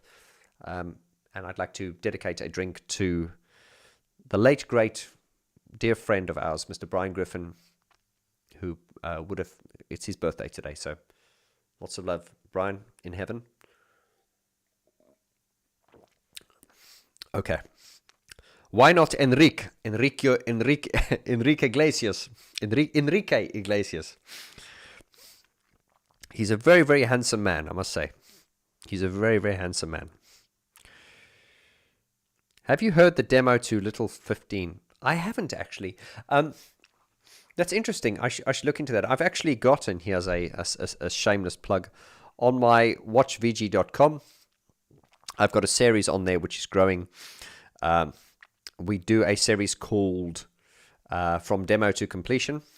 And in that, what I do is I play the demos, and then I compare the demo to the finished product. And what we do is we start off with a demo, and then we play the finished product, and we sort of discuss how it developed from the demo to the completion. Hence the word from demo to completion. Why do I choose Tallinn for residency? Well, I mean, moving to Estonia, and then I wanted to live in the city, and Tallinn is the capital. So it's still a lot. Tallinn is the capital city here, but it still feels like a town, you know.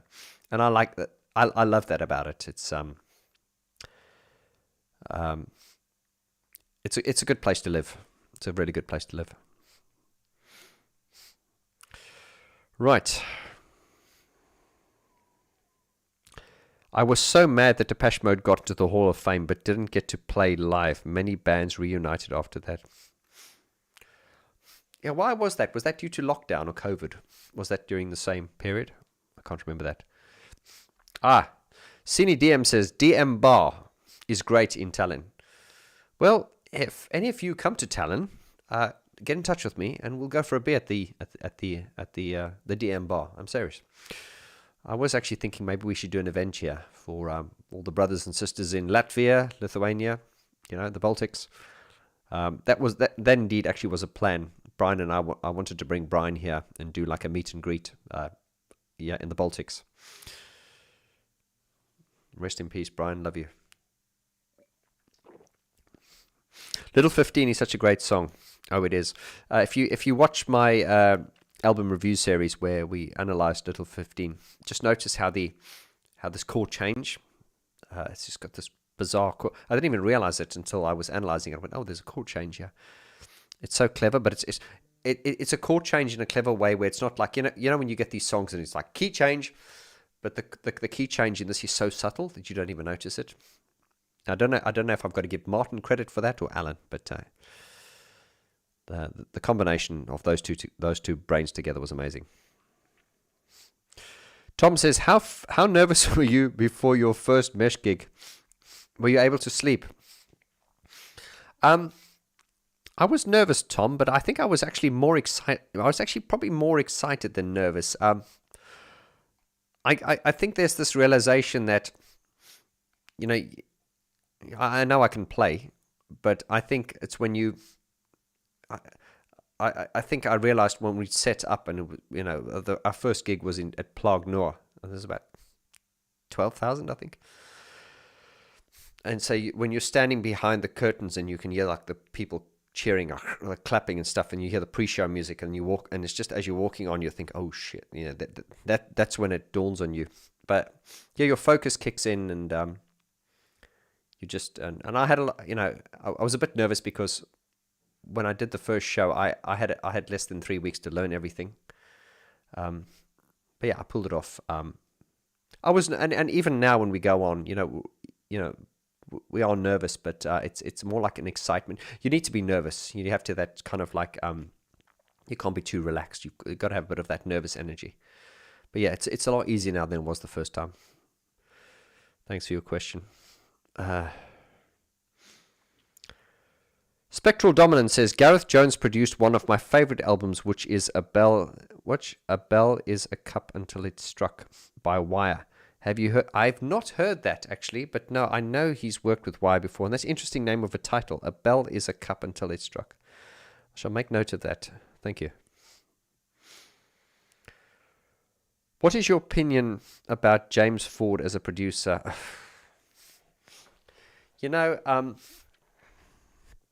Whenever we get into these kind of conversations, I always have to say it all comes down to taste. When we talk about geek talk, and also when I coach my students, I always tell them is like, when you mix something, you are mixing to show you're mixing to show your taste, not your skill. So James Ford is obviously a successful producer. He's a more successful producer than I am, of course. So I can't criticize. Was he the right producer for a Depeche Mode album, though? I think that's the question. I didn't enjoy Spirit.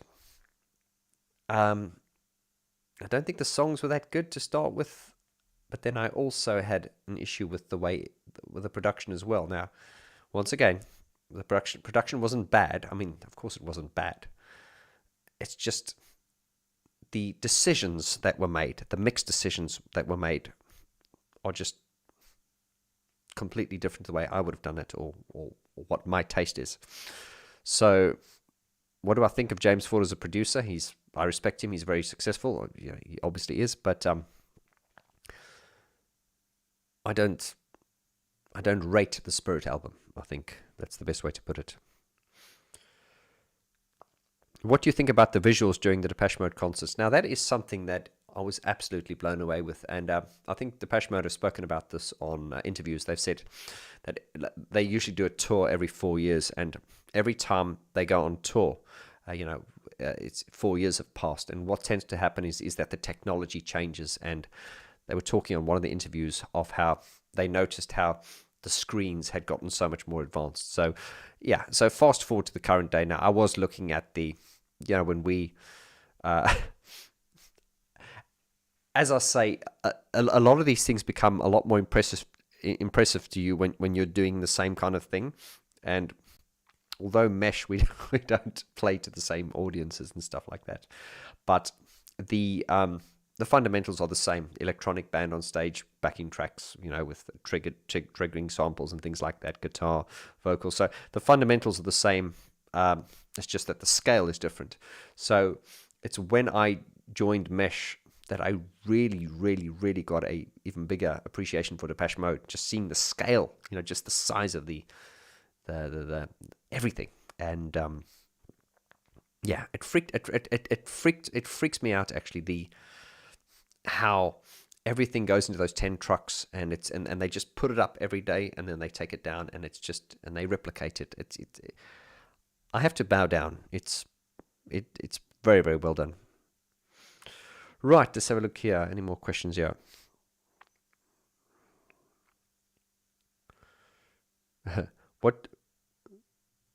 With what song did I become a Depeche Mode fan? Well, I if you've watched my channel, Enjoy the Silence was the first song that really made my lights go on. So yeah, it was Enjoy the Silence. Vaughn, I highly recommend you listen to the demo. Is this for Is this for Little 15? It's way better song than the final version, and Martin's voice is terrifying. Well, now you've really got me interested, so I may well find that, and I will release that as a episode on watchvg.com. Thank you for that. You say his voice is terrifying. Okay, very haunting. I just found out Weird Wolf's new album comes out on April the 26th. Very cool. Okay, cool. I shall. I've interviewed the Weird Wolves before, and I've met Raf when he came down to London last year. Very nice guy. Ava, very cool. I shall get in touch with him. Thanks for that. April 26th. Oh, that's next week, is it? Yeah. Thank you. Thank you for that. I should pay more attention.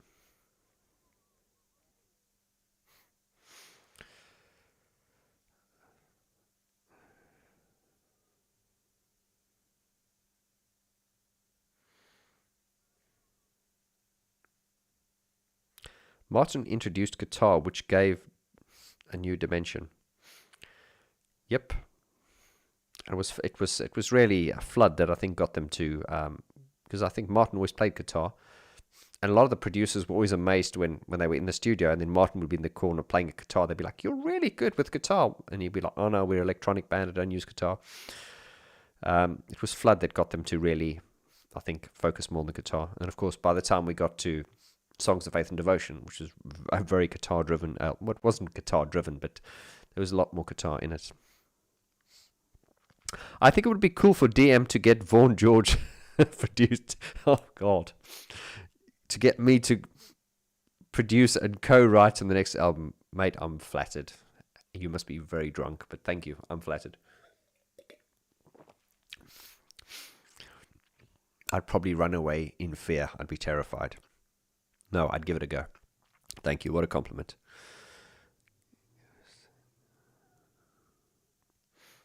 Ghosts and Comeback were great songs that I really enjoyed. Yeah.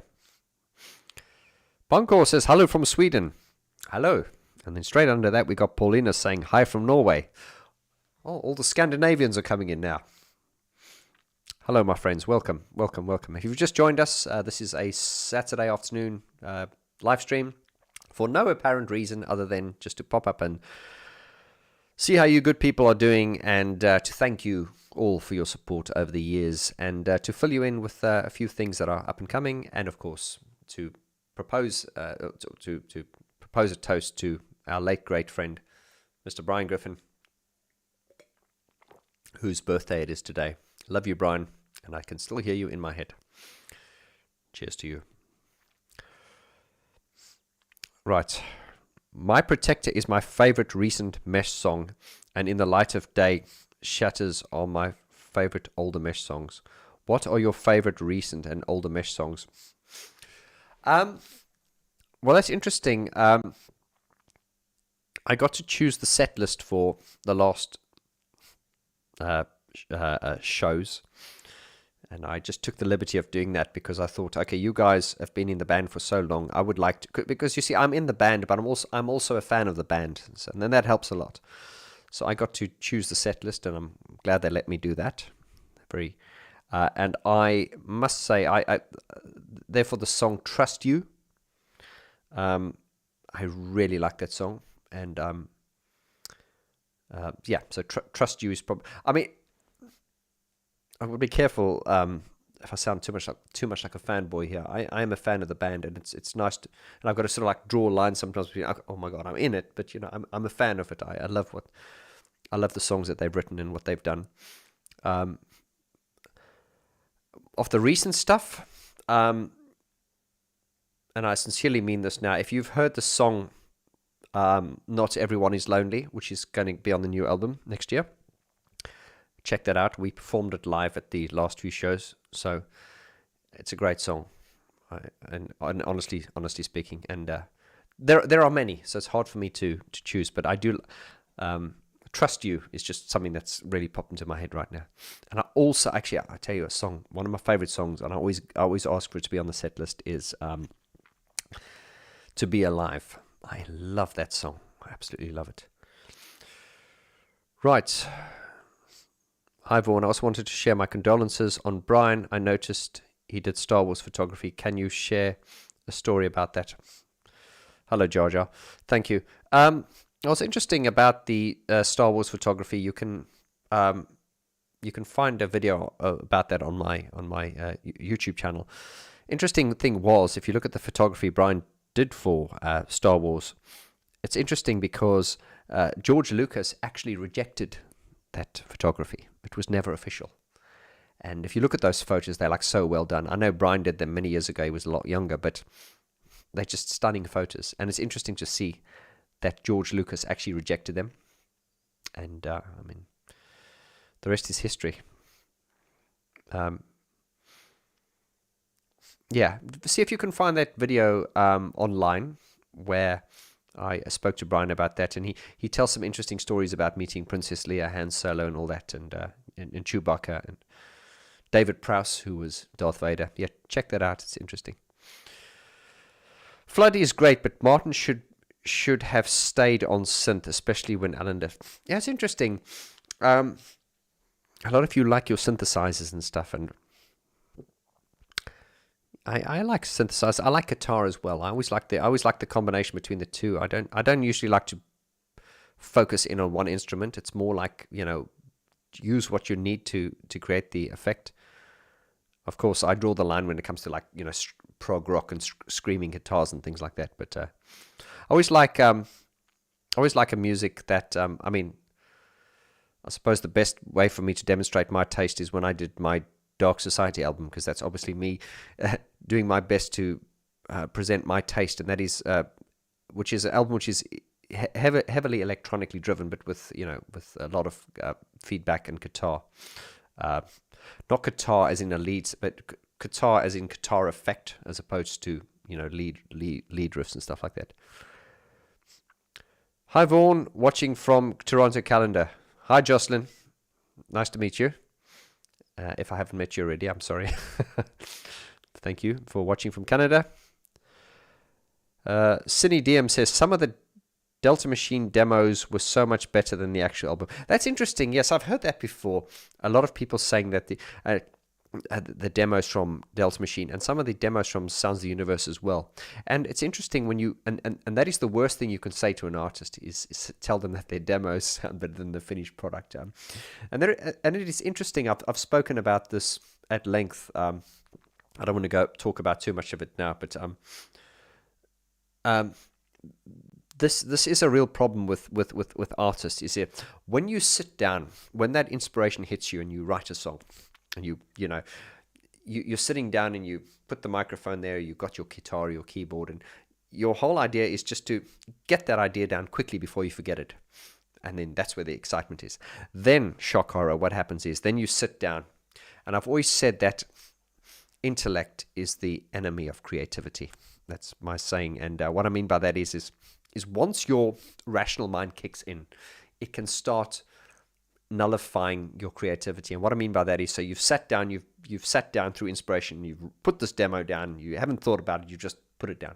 But then the rational mind kicks in, you go, okay, now we've got to make this better. And then you go around and you re-record the vocals, and then you do it again, and then you end up re-recording the vocals, and then you end up remixing it. And then by the end of it, what you're left with is something that is technically superior, but emotionally inferior, because you've engineered the soul out of it. And we bring it back to Depeche Mode when they talk about the story about Enjoy the Silence, where Martin went in, when they just, when Flood and Alan had done it, Martin went in and he went and played the guitar riff, and just to get the idea down, and he walked out, and they were like, oh, that sounds amazing. And then I think for days afterwards, they kept retaking it, and they were like, but it sounded good the first time.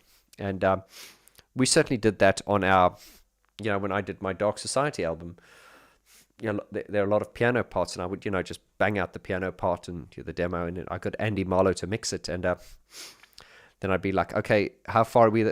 He'd be like, how far are we with this? Okay, no, Andy, I just need to go to the studio, and I need to just redo that piano part, and I went, oh no, this is going to be. And he went, no, and I said, no, this is really going to be good. And I think I like the song Esmeralda. I think we used the piano part from the demo, and I think there were some songs there where we actually used the actual piano part from the demos because they were so much more convincing. It didn't matter that they weren't perfect. It's just because we were chasing the vibe, and the vibe is so much more important. Sorry, I don't want to segue into geek talk. Alicia, did you just send me something right now? Sorry, guys, I'm getting on a... Can I just say, it's really nice to be with you all again. Sometimes I get into workaholic mode and just do things all the time, and sometimes I forget why I do this, and that's to reach out to people, yeah. Thank you very much for your support, guys. I really appreciate it. Alicia, thank you very much for that. Sorry, is it Alicia? Sorry, I'm trying to pronounce your name properly. Ablishash. I'm sorry. I have a British brain. We can't pronounce things. Thank you. I appreciate your kind gesture there. Thank you very much. And your question is, why do you think Ben Hillier worked so hard for PTA and not for the other albums?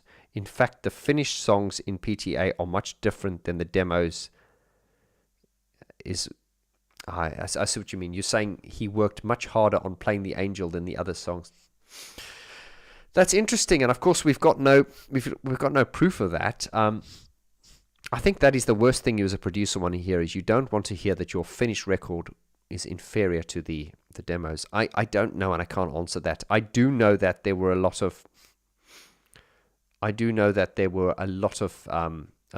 you have come on and shared demos from sort of like the Ben Hillier demos, and listening to the demos, and a lot of you would say the demos are better than the finished product. And I know what you're saying, because you'd listen to the demo and you compare it to the finished product. You can clearly hear that the finished product is the finished product and the demo is just the demo. But some of us have got the ears for this. You can hear that there is something in the demo that's not in the finished product. And this is coming back to what I said earlier on, is you can become too intellectual about things when you throw your logical mind into something too much.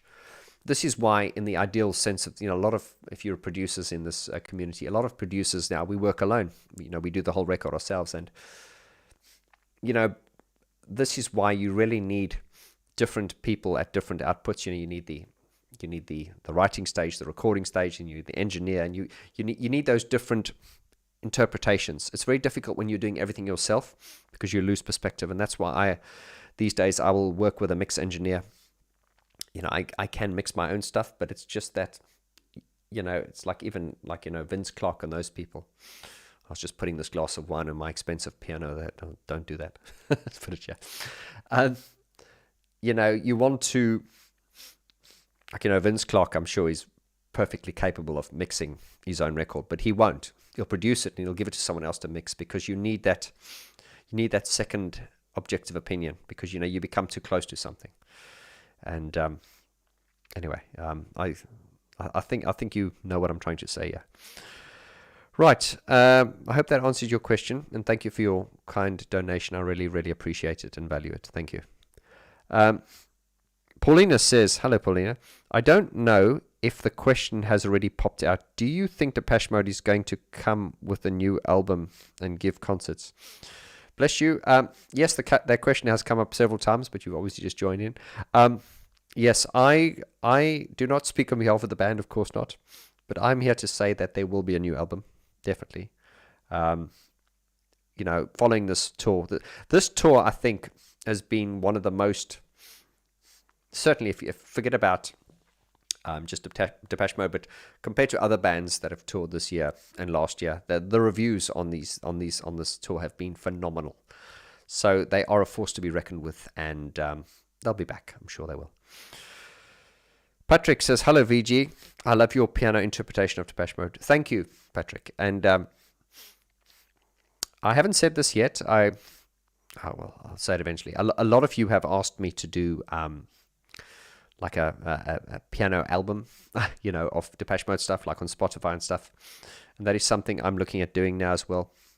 And I'm also considering now maybe doing some live shows, maybe across Europe or something, where not like Mesh shows or anything like that. Just I love being in a band like Mesh, where we have guitars and synthesizers and big vocals and lights and projections, and I just love that. I really, really love that. But I also love doing the complete opposite to that, which is sitting behind a piano and just having a microphone and just, doing things naked. Well, not naked, but you know what I mean, just without all the good stuff.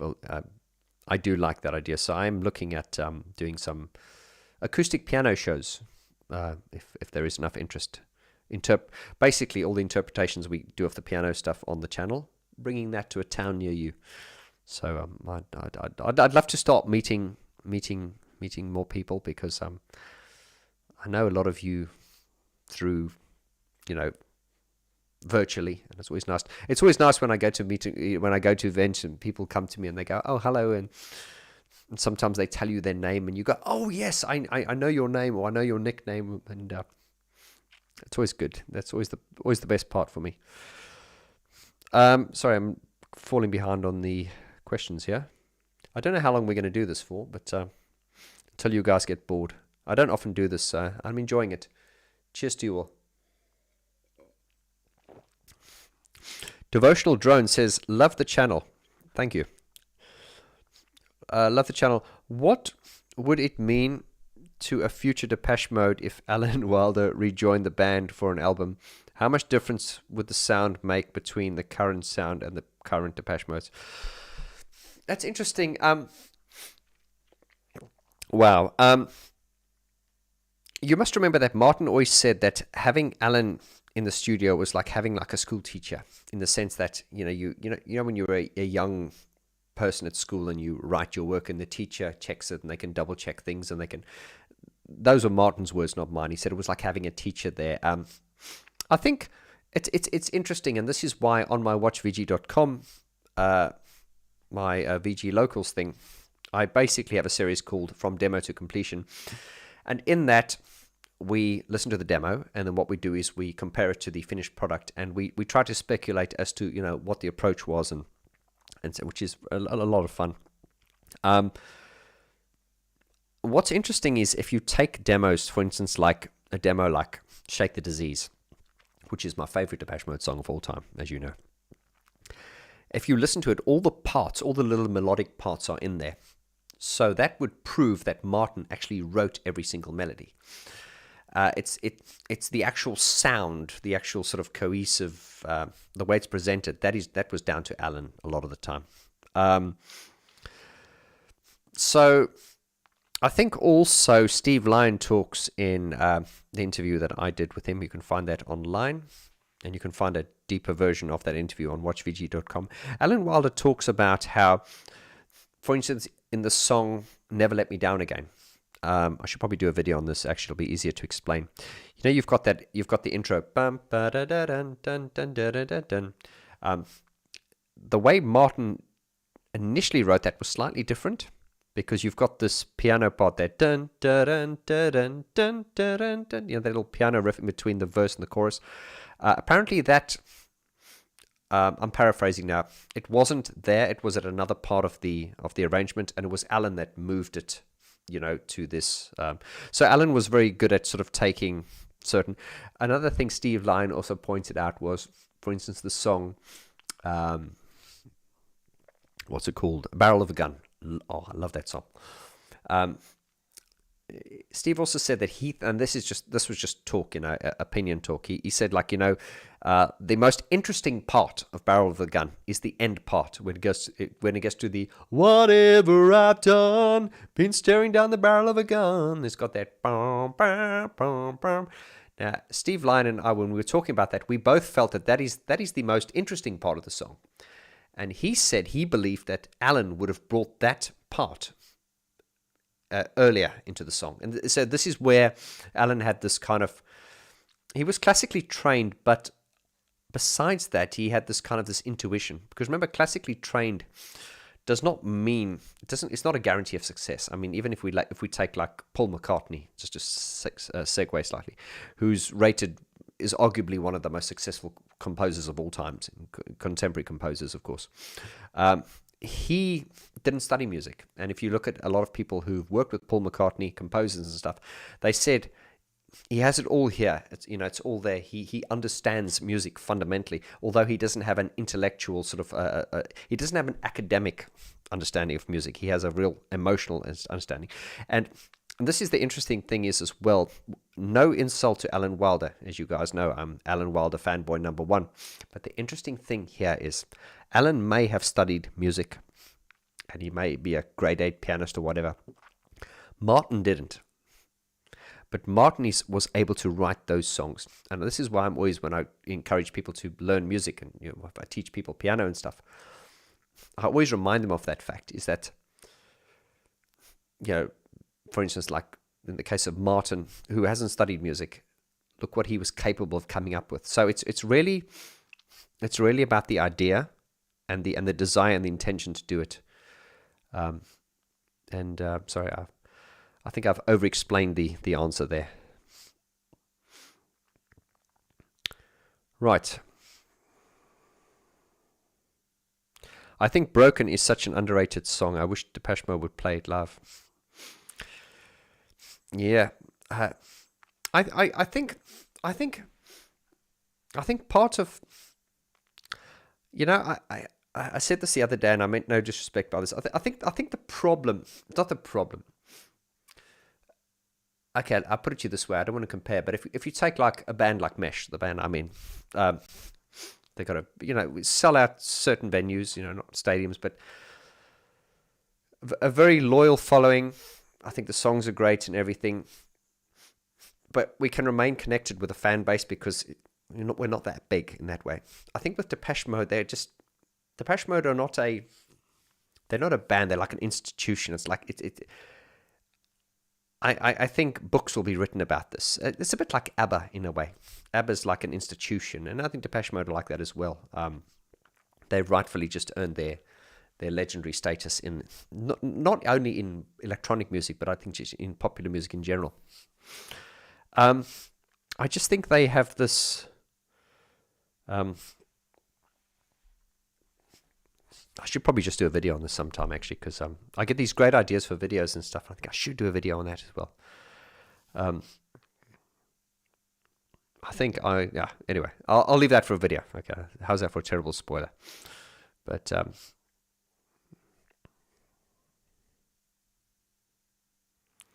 says, yeah, Vaughn, being a fan of Depeche Mode, you ever been to where Depeche Mode were from, Basildon, Essex? I was only there last week. I was in Basildon. I remember we did a gig once, and many years ago, and I think we had to run out of there with our keyboards and stuff because the fight kicked out. And I think was it called Colours? Was it called Colours? Colours in Essex, yeah. Anyway, coming back to my last point there, I said I think this is like a double. I said I'll do a video on it, but let me just finish. I don't want to leave you hanging there. I think it's a bit of a double-edged sword because if you take something like Depeche Mode, I think they've gotten so big now that it's almost become inaccessible in the sense that the size of the venues they play and stuff. And I think like if we take another artist like Gary Newman, he's also pretty big and stuff, but he's still more accessible. So it's like, he'd play a venue of sometimes he'd do small venues of 800, sometimes probably 1,500 people, sometimes 3,000-4,000. It's that size of, it's that sort of size of venue where you're sort of more manageable. So also what Gary Newman does is he sometimes does these tours where he'll do like a replicas tour where he does basically songs from that album. Now, it would be nice if Depeche Mode did let's say a Black Celebration tour, or something like that, or although they're not into nostalgia and stuff like that, it's just they've gotten so big now that we can't. I would have loved to have seen Depeche Mode in a sort of sort of 1,000 capacity venue, the kind of venues that Mesh play, those kind of academies and things like that. Or I'd love to see Depeche Mode in a venue that size, but the reality is you won't because they're just too massive now. And it's not a criticism; it just is what it is. And they've gotten to a point where few artists will ever get to. Ablisha Panda, thank you very much for your kind donation there. I really appreciate it. What are your thoughts on Free State? It is amazing. And also one Depeche Mode song that is highly underrated. Oh, Absolutely. Absolutely. I was actually listening to Ultra the other day. I'm actually meaning to get Ultra on vinyl at the moment because I think Alan was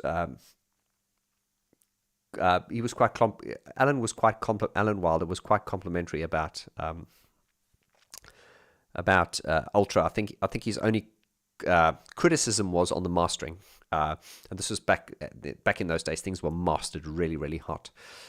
Also, I would like to also get Playing the Angel on vinyl.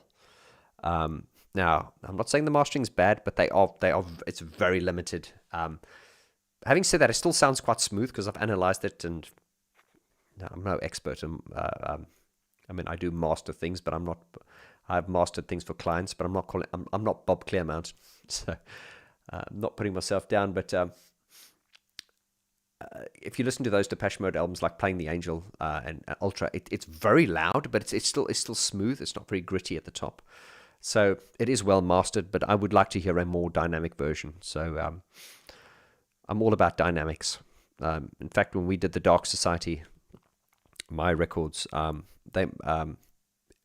quite conscious of the fact if you play my records on, if you A/B them on Spotify, they're not going to be as loud as other people's music, and I don't care because I just turn the volume up. But what they will be is they'll be very dynamic. I think on the dynamic range on some of the songs was a difference of 8 dB. So we were very, Andy Marlowe mixed that. We were very, very, very. I'm all about dynamics. It's storytelling. It's like when you tell a story, you talk softly and you talk loud. You're playing with dynamics. It doesn't make sense to just limit something and it's all one volume. Anyway, we don't want to segue into geek talk. Abalisha, I hope that answers your question. Thank you for your kind donation. I really appreciate it. Thank you. Angela says, Paul McCartney, who? I agree. I'm not a huge Paul McCartney fan. I have huge admiration for him so far as I admire him. But I'm not a huge fan. I'm not a huge Beatles fan and stuff like that. And some people I have to explain myself. When I say I'm not a fan of someone, it doesn't mean I hate them. It doesn't mean I don't. It doesn't mean I disrespect it. It's just I'm not a fan. That's what I mean. Are you co-writing on the new Mesh album? Now you must understand that Mesh are. And I always have to articulate this. Mesh are fundamentally a duo. They are Mark and Richard. I'm part of the live band. And so I'd like to think that if you listen to the live performances now compared to what they were before I joined, I'd like to think you can hear a difference. You'll be able to hear my input in that. So far as the writing stuff is concerned, I haven't been asked, but I'm the new boy, and I'm in this band for the long term, and their success is very important to me. So I'll just leave it at that, shall we?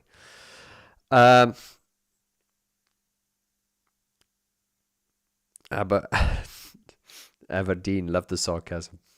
Martin is the soul, Alan is the organ, Dave is the body. I love that. Martin is the soul, Alan is the organs, Dave is the body. Fletch was the hands, wasn't he? Yeah, I've often spoken about Martin being the architect and Alan being the civil engineer. And I've spoken about this before.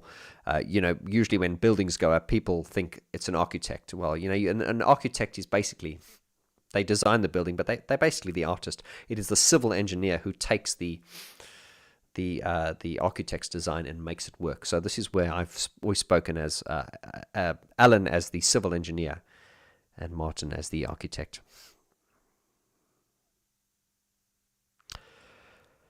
You saw them years ago in a small venue. Is that Depeche Mode? It must have been a long time ago because they've been so big ever since. Hi there, Vaughn. Now a member of the best... I shall read this loud so that they can hear it. Thank you. It goes, hi there, Vaughn. Now member of the best electronic band of the scene, Mesh. Can you share with us the latest about their new album? See you in Berlin. My best from Madrid. Okay. Amico, hi. Are you from Madrid? And are you traveling from Madrid to Germany? I must just say there, we get a lot of Mesh are getting a lot of request to play in Argentina and all these regions in the world, America, and they have played America before and stuff, and America's a very big country. It's just the reality of touring, guys. It's just the logistics. But I'm sure with intention and enough desire, I'm sure there is enough. When I joined Mesh, when I first heard their stuff, my first reaction was, why does no one know about this? I never heard about them until that I was introduced to them on my channel. So they were always kind of like, it's almost like they've been Britain's best kept secret kind of thing. Now, to answer your question, oh, sorry, I just got a text there from, and this sounds like a names drop here. I've just got a text here from Jan Winterveld. Hello, Jan. Jan is our tour manager for Mesh, and he is doing the show tonight for Empathy Test. I don't know if he's on the live stream here and trolling me, but he's sent me some kind of obscure text. Anyway, we'll leave it at that. Sorry, let me get back to your question there. You've gone, can I share? Okay, you've said, can I share with you the latest about the new album? Yes, is it Tono? The album is in production. There's some great songs. They do share some of the ideas with me and stuff, and I just give my 2 cents worth of input. From what I've heard so far, it's going to. Mark has been really buying a lot of analog modular stuff at the moment, and he's really like if you saw the interview I did with him, he's like this mad professor. He calls his studio the holiday home, which is quite funny. So yeah, they certainly, some of the demos I'm hearing now, the sound is they're going for a really hard sound. It's not hard in the sense of brutal. At the core of it are still good songs, and I think Mark and Richard understand this. Is that it's more, and this is why I think we're such a good fit, because I've always been banging on about the songs. It's always about the songs, and when I met Mesh, Mark and Richard, they're all about the song. They love their synthesizers and stuff, but they sweat blood and tears to write a memorable hook and anthemic choruses and stuff. So next year, the whole plan is to release the album next year, and we'll do a tour next year as well. So I, as the new boy, I'm quite a pushy person, not in a bad way, but I am pushing for hopefully doing more regions, maybe countries we've never done before. That's all I can, that's my intention. I hope that answers your question. What would you say is the most underrated Depeche Mode song? Oh, the most underrated Depeche Mode song. It's very difficult. I think, mind you, it was the song Free State, actually. That actually popped up on my Facebook group the other day. Someone was talking about what an underrated song it was, and I agreed with it. So that is one that I feel is underrated, definitely. Right, let's have a look here. Sorry, guys, I'm trying to get as many of your questions as possible. So if I don't read your question, I'm not being a dick. I'm just they're coming up too fast now, I think. Tim Simonon did such a great job on the Ultra. I thought he was going to officially join the band. Yeah, Tim Simonon did a great job. I believe he lives in Prague now. He runs a he's got a burger company. It's called Hoxton Burgers, I think. So I think I should when I'm in Prague, I'll go and have a burger with him, pick his brain. Jeffrey from Michigan just happened by to watch some recent and older ones and catching this live. Strange, I was thinking of Brian not knowing it was his birthday. Keep up the great work, Vaughn. Thank you, Jeffrey. Big love to you, brother. Thank you. Do you agree that the best post-DM...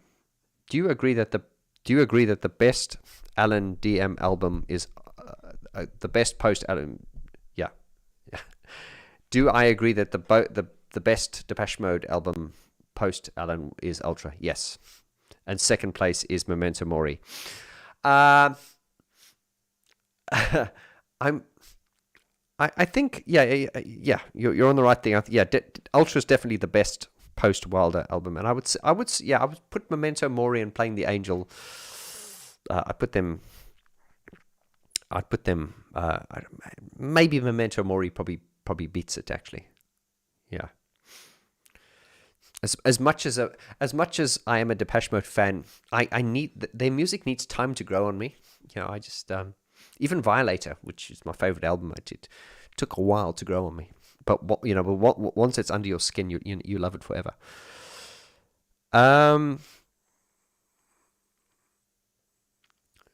Sean says, I consider Depeche Mode the Grateful Dead of synth pop. They don't even need to put out a new album and could still sell it. You're absolutely right there.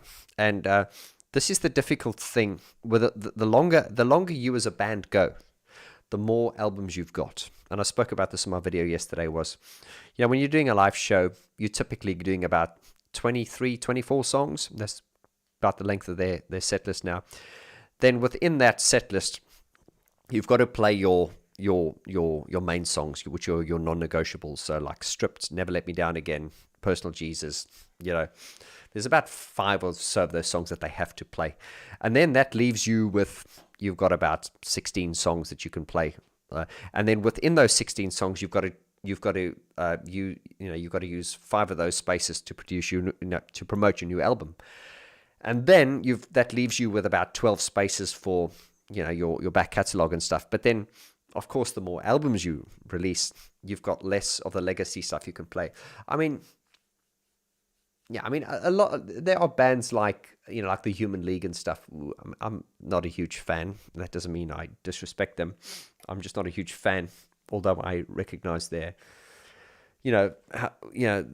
place and their importance, but I don't think they release new music anymore. And I think even Ultravox as well, they're just doing these nostalgia tours. Now, there's nothing wrong with that. I mean, I think if Depeche Mode had to stop now and just carried on doing nostalgia or playing their back catalogue, I don't think there's anything wrong with that. You know what I mean?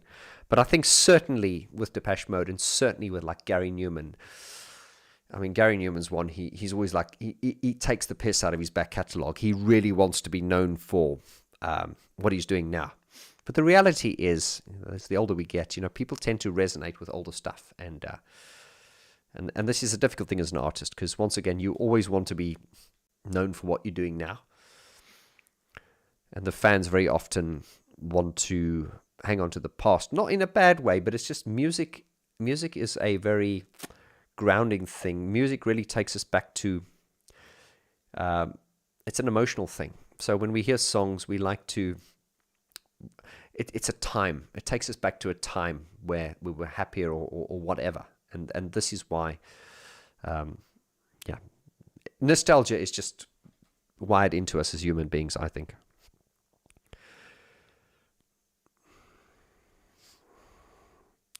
Quibus van Staden, that sounds like a South African. Don't you think that once you hit fame, who cares? I've just lost your message there. Sorry, Quibus.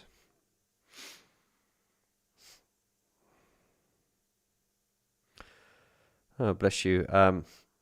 Sorry, Quibus. I was reading your message there and it just jumped. Here you are. Greetings from South Africa. Yes, he is. Don't you think once you hit fame, who cares whom is what? Just right. I see what you're saying. Yeah, you get to a point where it's like you don't care. Yeah, no, you're probably right. I don't think you're talking to me there, because I'm certainly not famous. I'm a working musician. Sorry, Ablisha Panda says, Vaughn, you didn't read my super chat thoroughly. Sorry. I asked for a underrated Depeche Mode song recommendation. Oh, I thought I just did. I would have said Free State. Free State is a someone posted this on my Facebook group the other day, saying this is such an underrated song, and I agreed. There are many, but that does actually pop up as a song that I think is very underrated. Evil Genius. Hello, Evil Genius. How are you? Have you listened to Vince's solo album?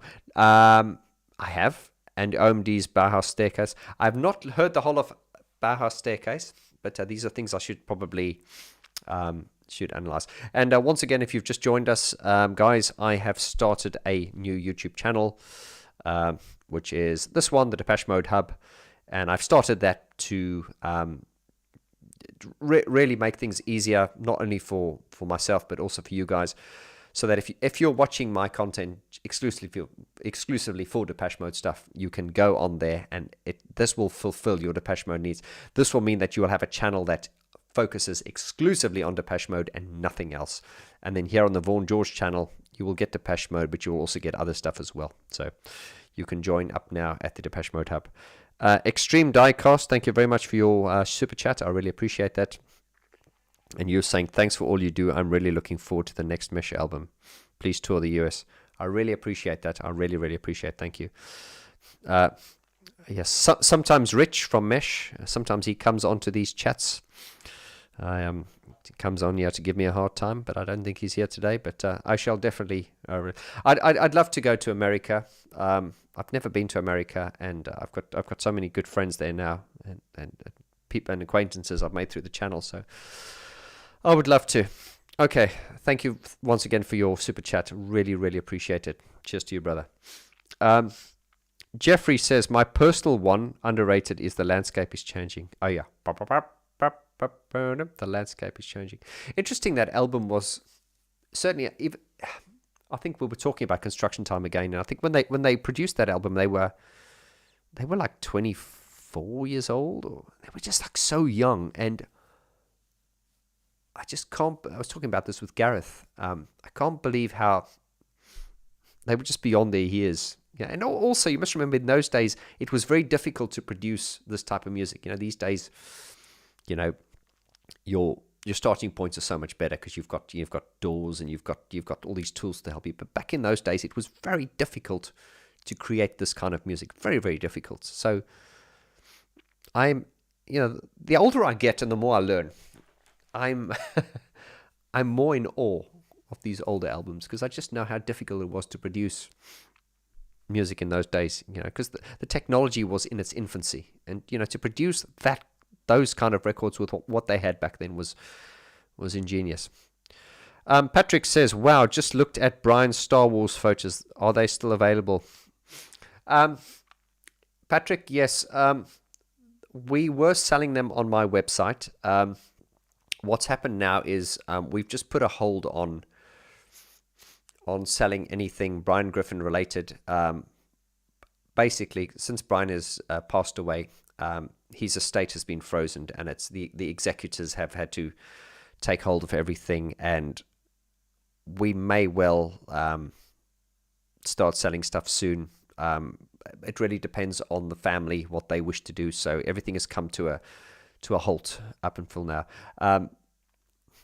I can't speak on behalf of Brian, but if you forgive me, in my heart, I feel that Brian would want his legacy to continue. He would want everything to continue. So it is my firm belief that he would want everything to continue, because Brian's first love was his work, and he loved his work, and his work was everything to him. Okay. Alaska K says, Mesh Not Prepared live acoustic piano version, The Garage, London, 2024. You play so damn brilliant on that song. I'm going to read that again. I'll send you that tenor later. Mesh Not Prepared live acoustic piano version, The Garage, London 21st, 2024. You play piano so damn good. Well, thank you, sir. I really appreciate that. That is something... that song, Not Prepared.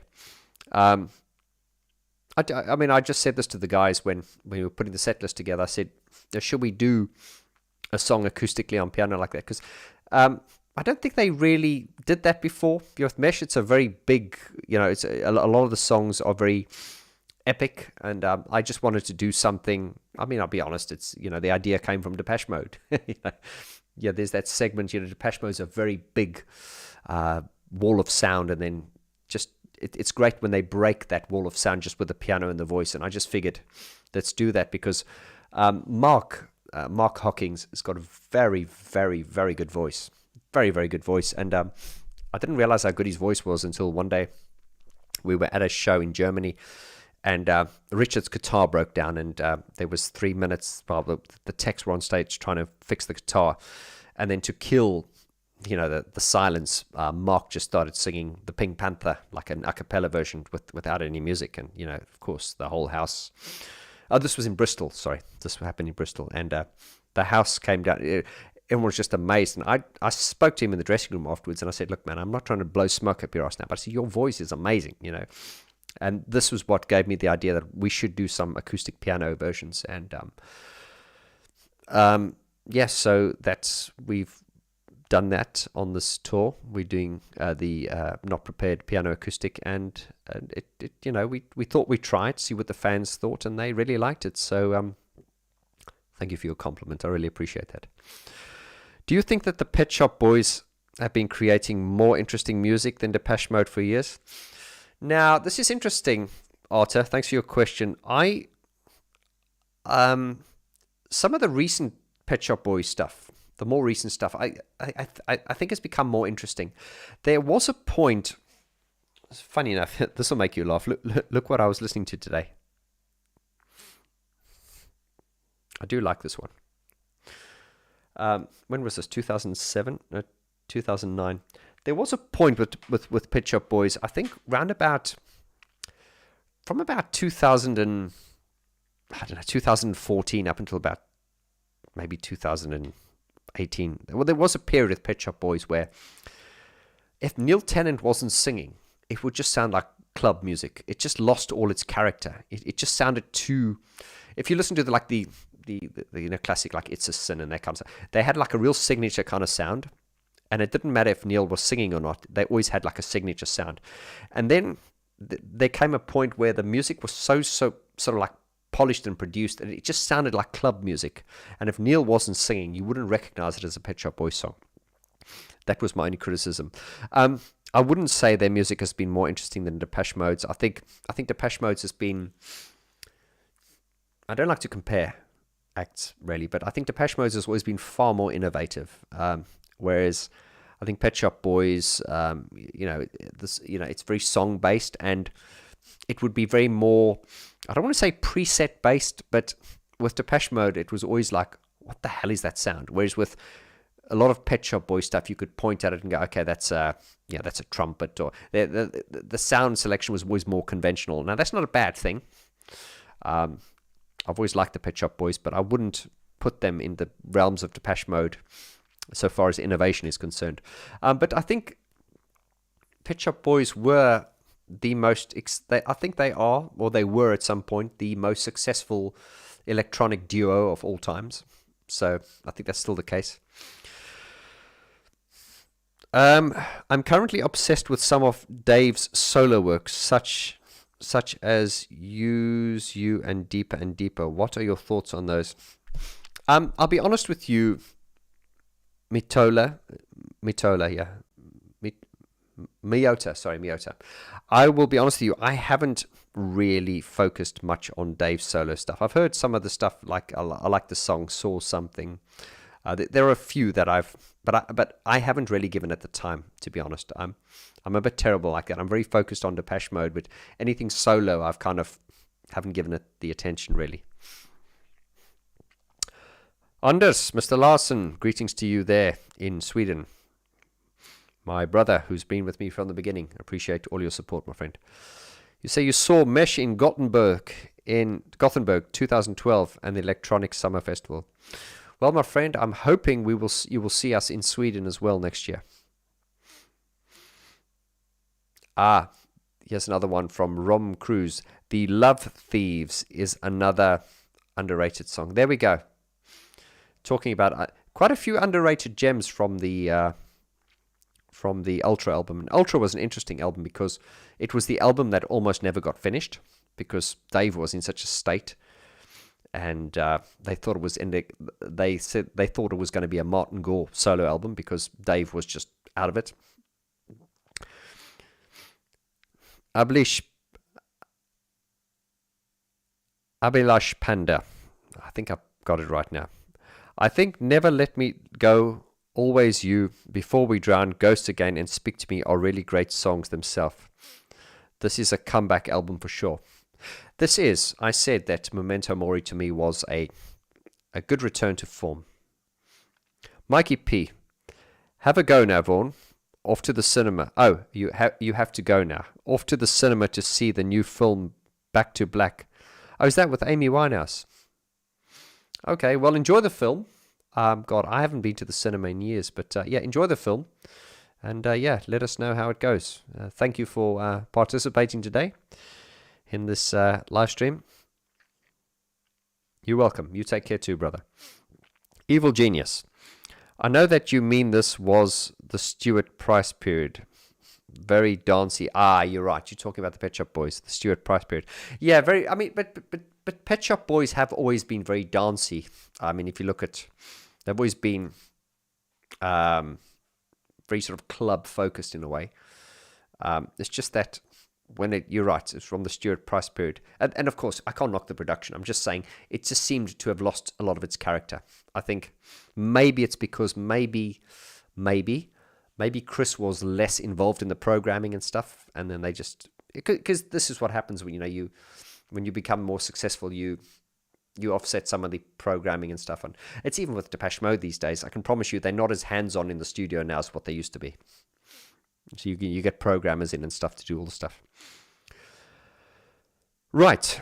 Alex K says, so have Duran Duran made any interesting music in the last 20 years? My answer is yes, but that's me. I will have to ask Nick Rhodes if Duran have made any interesting albums in the last 20 years. Oh, it's time to do some more Nick Rhodes. It's quite relaxing doing the Nick Rhodes stuff. Yes. Yeah, I mean, Duran Duran, I must say, I watched some video footage of a live concert, and Simon Le Bon's voice is just incredible. I mean, I always liked Duran Duran, but he never stood out to me as a great singer, and I don't mean that in a bad way. I mean, like all this, like Neil Tennant, he's not a great singer, but the music's great, and he's a great artist. I'm trying to make that distinction. But to me, Duran Duran was just Simon Le Bon. But on some of the like more recent concerts, and I listen to him, I don't know. They say this about male voices, is that they get more resonant and powerful as they get older. I don't know about that, but Simon Le Bon hasn't lost any vocal. I mean, let's be honest. Dave Gahan's voice has changed a lot, but Simon Le Bon's has gotten much better.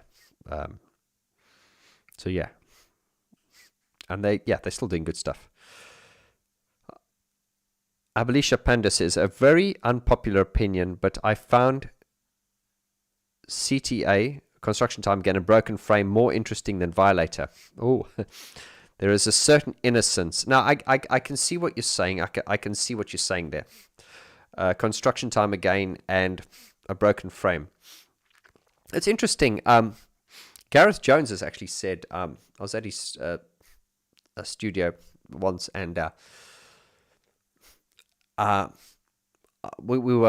he often plays me stuff. Gareth Jones got he's got very weird, eclectic taste in music. And he often play me stuff, and I have you heard this? Have you heard this? And most of the stuff I'd never heard because it's just so weird. And then I remember being there, and I said, I was trying to reference something. I said, can we put Black Celebration on? And he went, no. Something, no. He said, I don't want to hear it. Something like that. I'm paraphrasing.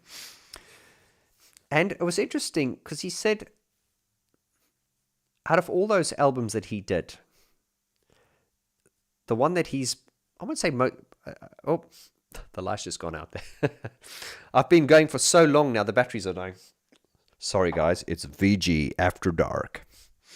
I'll just try and get the light going now. I'll try and multitask here.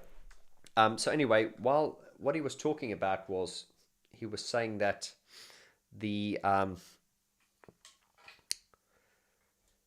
sorry, this just proves men can't multitask, can they? He was talking about his favorite album, not his favorite album, but he felt that Construction Time Again was the album that he didn't mind listening to because he felt that it was more dynamic. And it's interesting for us as fans, we just think all those Depeche Mode albums are perfect. But listening to The Horse's Mouth, here's Gareth, the guy who actually produced the records. I think he said he found Black Celebration quite dense, and I think, look, he's listening to it very differently. I mean, we as the fans are always going to, hear things in a different way. But it was interesting, like to you and me as a fan, we'd go, oh, Black Celebration is brilliant. And he wasn't saying it wasn't brilliant. I think when he was listening to it, he was probably hearing all the things that he wished he could have done better. And I think he said Construction Time Again was the album which he felt was more dynamic, and he felt better about, which was interesting. I'm trying to get my light going here, guys. I don't usually do live streams like this long. Just trying to get some juice back into my light here.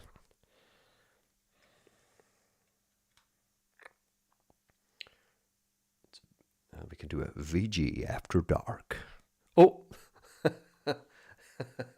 we got pink light here now. Okay, let's go.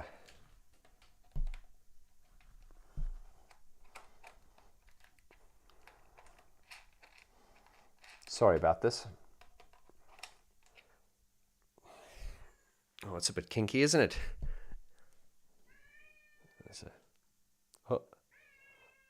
There we go. We're back.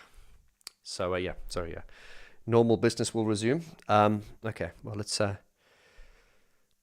there's still a lot of you on here, so I shall answer a few more questions, and then I shall let you enjoy your day in peace.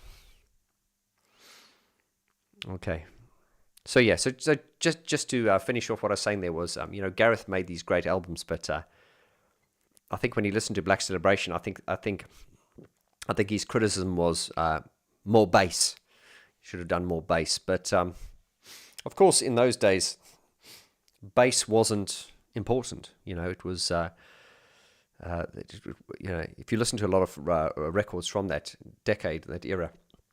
They were focused on completely different elements. Bass and sort of danceability is very important in records these days.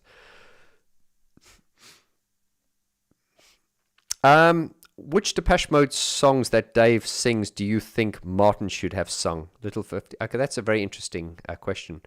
It's interesting. I heard the demo of Martin singing I Feel You, and it sounds beautiful. He does this real sort of like, I feel you, your sun it shines. He's got this real sort of Martin's voice is a lot more agile. He can do a lot more. It's more agile. Dave's is more brutal and blunt. So although you hear Martin's version of I Feel You, I think Dave's is still, Dave's got that raw aggression. I remember Dave saying on I think it was on the Exciter, on the live Exciter DVD, there was that questions at the end. Dave said something like, he said, I can't sing, but I've got soul. And I think there's a lot of, I wouldn't say he can't sing, but I think what he's trying to say is, a lot, and there are a lot of these singers, we talk, I don't segue about this now, but you get singers and then you get frontmen. And I think, to me, Dave is a frontman. He's not you get like singers and they like sing, but Dave to me is more like a frontman and a vocalist. He's not a brilliant vocalist. He's not a flawless singer, but he's an amazing frontman. I make the distinction between, I'll put it to you this way. I suppose a brilliant singer is probably Michael Bublé, but God, perfect voice, but no, thank you. Dave, a lot of soul. It's interesting as well. That's a good question. Like Martin would sing Condemnation. You can imagine him singing it, and I've heard him sing it before as well. But Dave just sings it with this Dave's a bit more like a blunt object sometimes. He's more raw. He's more. But of course, the two together go very, very well together. But yeah, a lot of the songs you could kind of hear, Martin singing them instead of Dave. But I think that is something they always kind of get right, and it's something they've never had to argue about. They always say, with the records, there was a question who came up in an interview once. It's like, how do you decide who sings which song? And they just said, we just know. When Martin presents a demo, it'll be like, okay. I think when it comes to songs of faith and devotion, and they said on an interview, or when Condemnation was presented, I think that would have typically been a Martin song, if you think of it. Usually on Depeche Mode songs, usually around about the third song is usually a Martin song, round about there. And Condemnation, the third song. But Dave felt really strongly that he wanted to sing that. And so I don't think there's ever been like a clashing. I think it's just organically with the demos, they just sort of know, okay, this is going to be a Dave song, this is going to be a Martin song. I hope that answers your question. I think there's a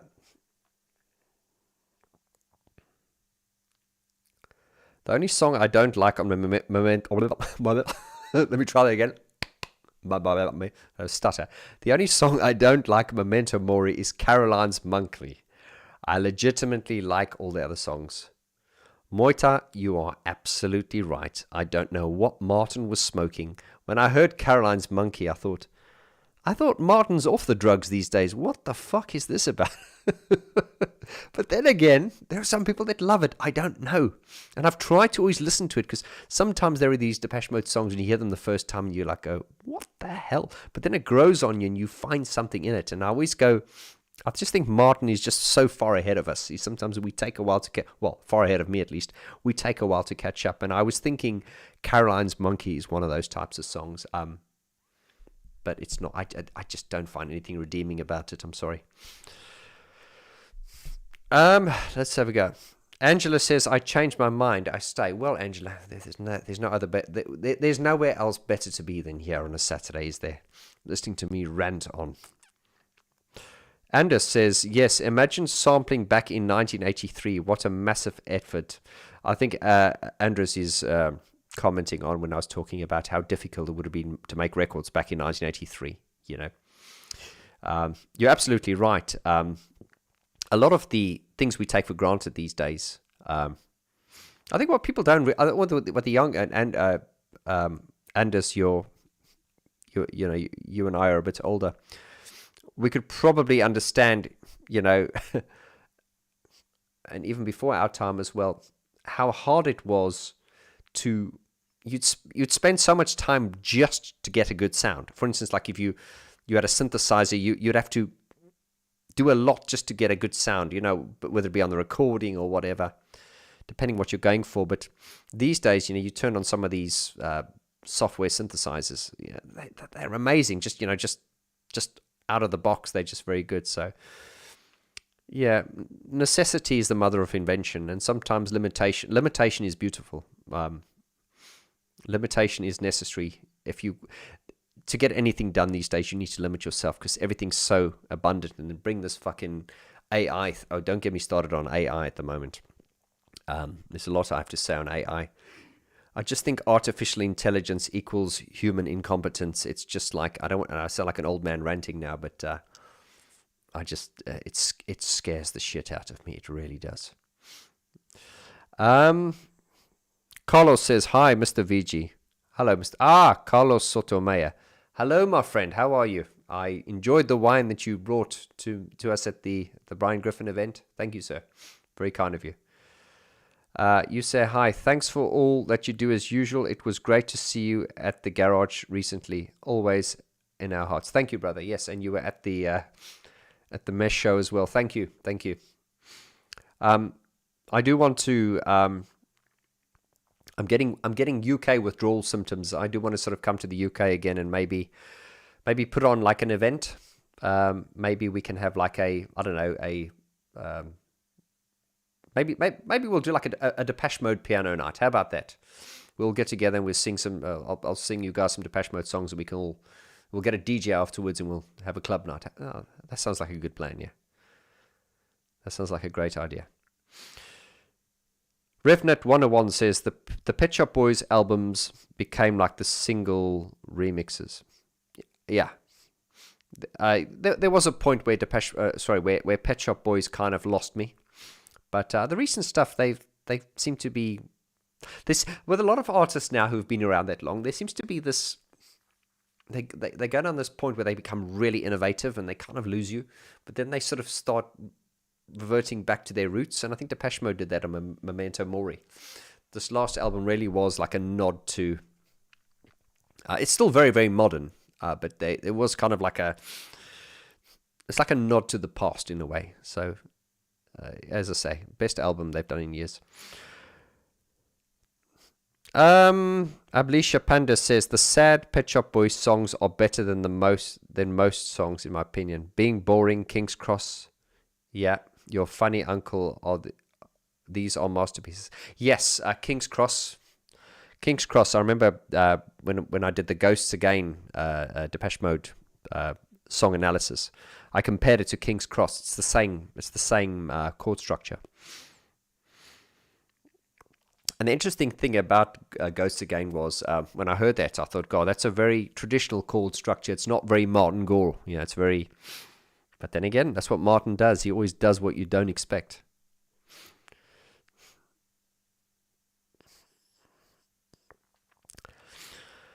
Abalisha Panda, thank you very much for your kind donation. I really, really appreciate the super chat. Very kind of you. Thank you.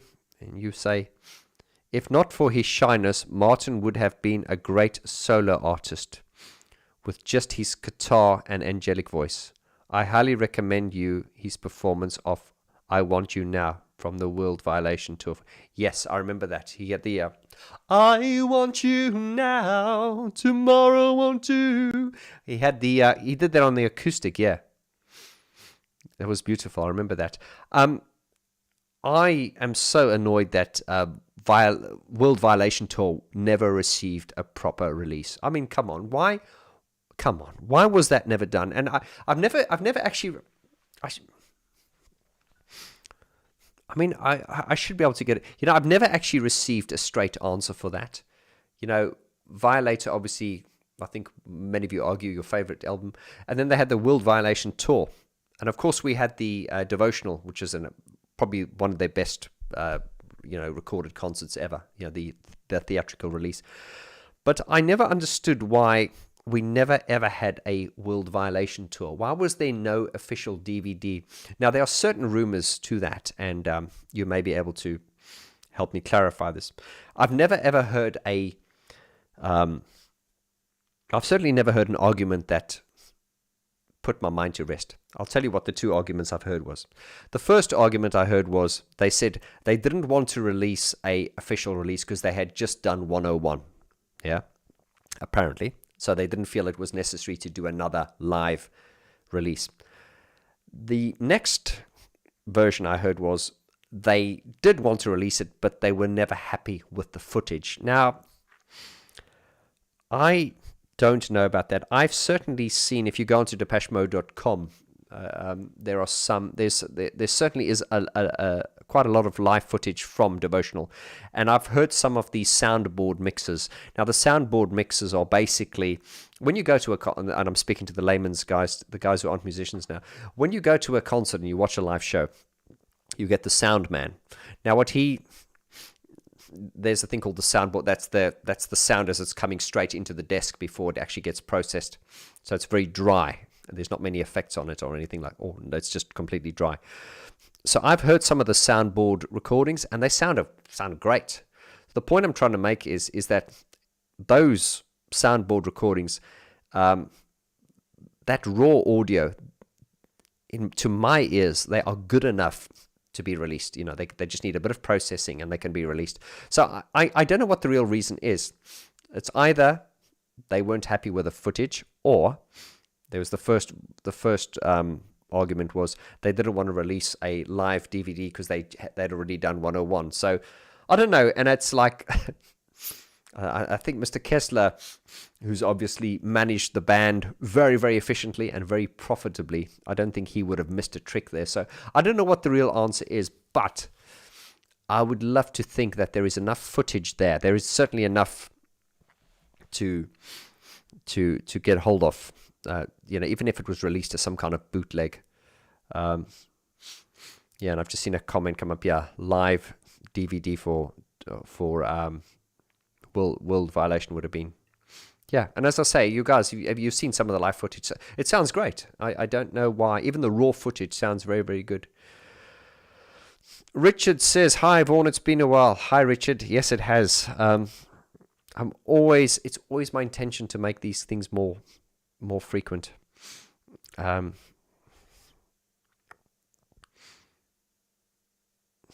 Stay a while. Angela, are you still here? It's all right. And Angela, we like having you. Yeah, that's fine. You don't have to go anywhere.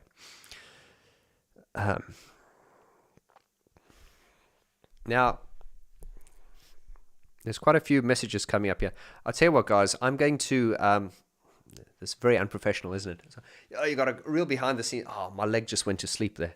I'm going to shoot off and just top up my glass of wine, if you don't mind, yeah? I'll be back in a few seconds.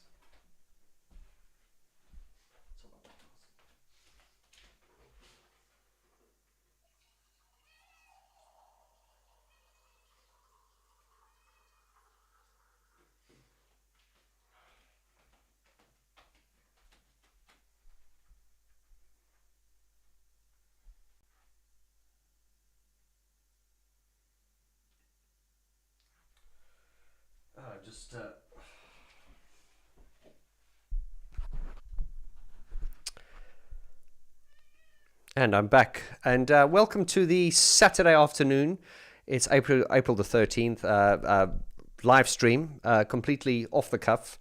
I'd like to just say thank you to everyone who's been a subscriber of this channel since we started 4.5 years ago. And the reason for the glass of wine, it's my second one now, is I would like to propose a toast to the late, great, our dear friend, Mr. Brian Griffin, whose birthday it is today, April the 13th.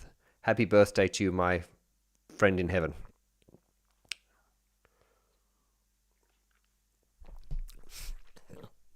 Okay, and I just see... Oh, we've got... okay, well, I see we've got... don't get too starstruck here, people. We have Carla Groom, who's my good friend and Facebook admin. But we also have a celebrity in the house. Mr. Richard Silverthorne from Mesh has actually joined in. And I actually said that he does pop on sometimes. And Rich, you'll be happy to say there have been quite a few questions regarding Mesh. I've been trying to deflect this and make this all about Depeche Mode, but they keep asking about Mesh. So anyway, it's good. Oh, they're all popping up here. I see Cheryl's back. Cheryl, did you actually leave? Yeah. Anyway, so guys, so we'll make this part 2. So welcome to this impromptu, no reason, well, pop up on a... I've did some filming today and getting up to date with the channel and everything. And being productive, I thought I would go to the gym. But then I thought, no, I'm going to have a glass of wine and I'm going to pop on to the channel and catch up with the guys and see how everything is. So just a bit of housekeeping for those of you who've just joined us. I have started a second YouTube channel, which is called the Depeche Mode Hub. Now, the Depeche Mode Hub is a separate YouTube channel, and this is the address at Depeche Mode Hub. And the reason I've done that is to basically, for those of you who watch my channel only for Depeche Mode, you can go there and you can watch Depeche Mode. You can binge watch everything. It has all my legacy content on there. And that channel focuses on everything Depeche Mode and Depeche Mode only. So if you're a Depeche Mode fan, please go there and subscribe there now. You'll find all the legacy content there. And you'll be rest assured that only Depeche Mode is discussed on that channel. And that means that this channel here, the main channel, the Vaughn George channel, allows me to focus on other things, the other diverse subjects I want to concentrate on. Also, if you'd like to support me and my work, then please do consider becoming a local at watchvg.com. This is basically in-depth versions of the videos. There's also tutorials there. Oh, there's a picture of Mesh. I don't know how that's snuck in there, but anyway. the watchvg.com is where you can go and you can see in-depth versions of all my videos and content, and it's a great way to support my work, and it's also a great way to catch up with the live streams and stuff. Now, as you can see, the coming back onto what we were talking about earlier on, there's a photo there of Mesh. We've just returned from Oberhausen. This is part of our Legacy 2024 tour, and the whole idea with the Legacy 2024 series is to it's almost, I don't like to use the word greatest hits, but Mesh have been going for 30 years. And, well, sorry to give the age away there, guys, but lots of albums, lots of great songs, great fan base. And we just decided that before the new album comes out, we'd like to sort of underline the work so far with a legacy series of shows, which we did. We did 3 in the UK, Glasgow, Manchester, and London. And we've just returned from Rotterdam and a sold-out gig in Oberhausen. We're back on the 27th in Berlin, on the 27th with a sold-out Berlin show, and on the 11th of May, another show in Leipzig, which is almost sold out as well. So if you've never heard of Mesh before, do check them out. I'm not being vain, but I have good taste, and I would not join a shit band. And I've always said, when the phone call came through that time, Richard asking me to join, it was an easy decision for me to make, because I've essentially now joined one of my favorite bands. Richard, you can send me that tenner later. Okay, so if you've just joined us, as I say, Saturday afternoon, this is what we like to call a no-reason live stream. I've always wanted to incorporate live streams more into the channel and into the brand, but it's something I never get around to doing, so I just prefer this idea of just popping up. It reminds me of school, when you used to go into the bathrooms and smoke. Of course, I never smoked because I was such a good boy. But I used to be friends with the bad boys, and I used to keep an eye out. But then there was always that one school teacher that would just pop up. Why are you smoking? Anyway, we're getting really random now. Keep your questions coming here.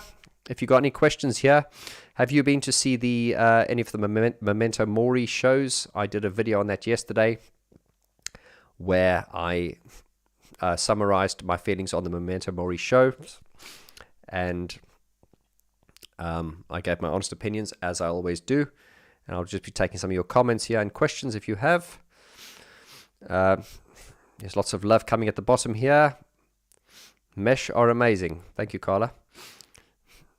Totally besotted. Thank you, Carla.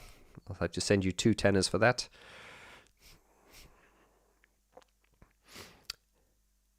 Abelicia Panda says, you should do a video on the top 10 musical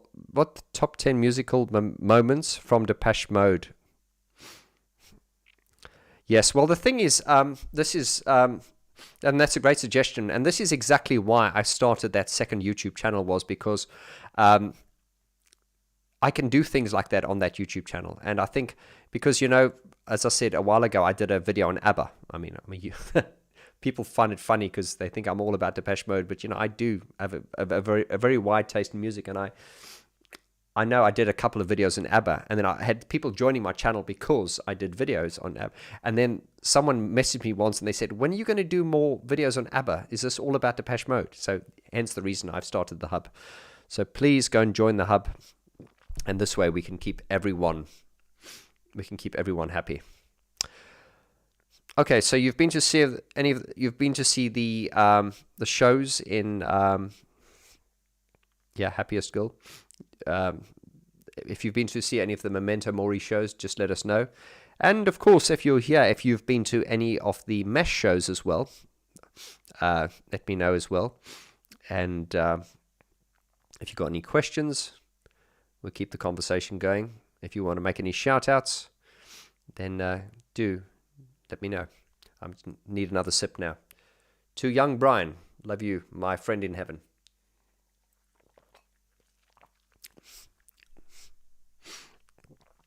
Carlos Mode says, yes, please do an album review on the first 3 Mesh albums. They are great. Yes, that's a good call. I am actually looking, because there's going to be a re-release on some of the stuff now, so I do think, of course, when I analyze the Mesh albums, I won't actually give them a rating because there'll be a conflict of interest there. So what I will do is when I review the Mesh albums, I'll do them much like I do the Depeche Mode stuff. I'll just break them down and analyze them and sort of show you the chord structures and stuff like that. But I won't actually give I won't actually give a rating because for obvious reasons. But they're all 10 out of 10 anyway, so we can just leave it at that. But okay, Rebecca says the 3 shows are you talking? Oh yeah, sorry Rebecca, I thought you were on about Depeche Mode. You're on about Mesh. You said the 3 shows I saw just blew me away. Twickenham. I know you're talking about O2. Sorry, cut. This is why I don't do live streams. When I do my videos, there is so much outtakes. Let's do this again. And action. Rebecca, the 3 shows I saw just blew me away. Twickenham and twice the O2. I still haven't come down from their high. Yes, Rebecca, you were obviously at the same shows as me. I also went to the Twickenham show, and I wanted to go to the O2 because I'm not a huge fan of outdoor shows. So I wanted to see the show indoors because the problem is when you see the show outside, especially in the summer, the sun's up, and then you only get the effect of the lights around about the last 7 or 8 songs. So that is the reason I also went to the O2. I think we can all agree, the shows were immense, and just the scale. As I say, once again, if you're a musician and you're gigging and stuff like that, it tends to blow your mind more because you're just because you understand how these things are done. So you're just so it's like you take what you do as a musician and you look at this and you have to multiply it by a million and just go, wow, the scale is amazing. Let's have a go. Yeah. Milan says nothing new about the 4 unreleased songs at Memento Mori. No, there was a bit of hype about that, and then it all went a bit quiet. So I think that may have been marketing. But yeah, I think what they'll do is there's obviously a huge kind of Depeche Mode wave at the moment, where there's been the shows and everyone's on a high. I think what they'll do is they're going to wait for things to kind of subside a bit, and then they've got one hell of a marketing machine, so that they know what they're doing. Rebecca says saw Depeche Mode 3 times and Forced to Mode 2, all great gigs. I feel very lucky. Yeah, once again, Forced to Mode. Shout out to them. They're doing great work in. They're doing great in sort of bridging the gap between what the sort of old school fans really want, not the old fans, but they sort of doing those old school numbers that, and once again, it's just they sound like Depeche Mode. I mean, it's just uncanny. Evil Genius, do you think promotional videos are important to promote a song these days without real music, video, television? Though I love Depeche Mode's latest video clips. Interesting. They talk about video killed the radio star and everything. I think since I'm a bit old school. Bring back MTV, shall we? Bring back MTV. Now, music videos these days, apparently, it's funny you should say that. I saw there was some guy on YouTube the other day. I think his name's Damien Keys. He's Damien Keys, yeah. He's very clued up. He knows his stuff. He talks about, he's an artist development guy, and yeah, I think he was doing a video he was talking about why music videos are dead, and it was interesting. How you as an artist these days, you make a music video, but it's like, then where are you going to put it? Because okay, there's YouTube, but there's no music, there's no MTV these days. But I think what he was getting at, and he was quite right. He says it's just the way people, especially the younger generations, the way they consume content these days. It's very fast. So if you do this music video, it's almost like people have got a short concentration span. So you've got to, instead of spending the money in the music video, you should rather do like small bite-sized chunks. And I don't know. I'm of a generation, and I'm very much into the art of things as well. I like my music videos. I like my songs to have, I don't like this idea of just, when you go, people post like 15-second clips of a song. It's like, oh, there's the chorus. And I hate to get crude here, but I hope your children are in bed. But God, that sounded creepy. But I should have said that in the Nick Rhodes voice. Make sure your children are in bed. God, I've lost my cut. I've lost my train of thought now, actually. I haven't had breakfast yet, and I'm getting stuck into the wine now, but it's fine. Don't worry, you're not going to get any secrets out of me. It'll come back to me in a moment.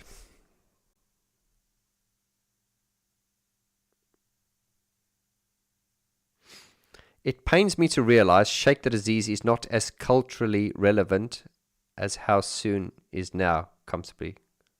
Gotcha.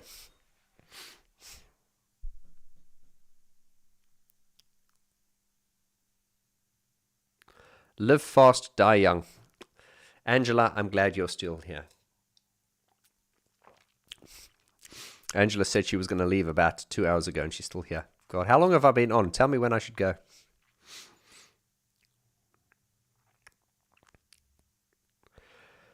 Robert says, hey George, I enjoyed last summer's Memento Mori in Budapest, especially when they performed Sister of Night. It was my highlight. Yeah, I mean, I remember when they did Sister of Night the first time, and I've never heard that performed live before. I was like, wow, this is a treat. This is something different. Of course, all they need to lose is do do do do do do do do do do do do do do do do. Yeah, no, I'm not sure what I'm looking for anymore. Do do do do. That song is a pain that we're used to. Sorry. I reserve the right to say it. I'm a big fan. And I'm punching up. I'm punching up. Remember, when I take the piss out of Depeche Mode, I'm punching up. I'm not punching down. What about Mark Almond? Yeah, what about Mark Almond? Yeah, you'll have to ask me. You'll have to ask me a bit more. I need more context than that.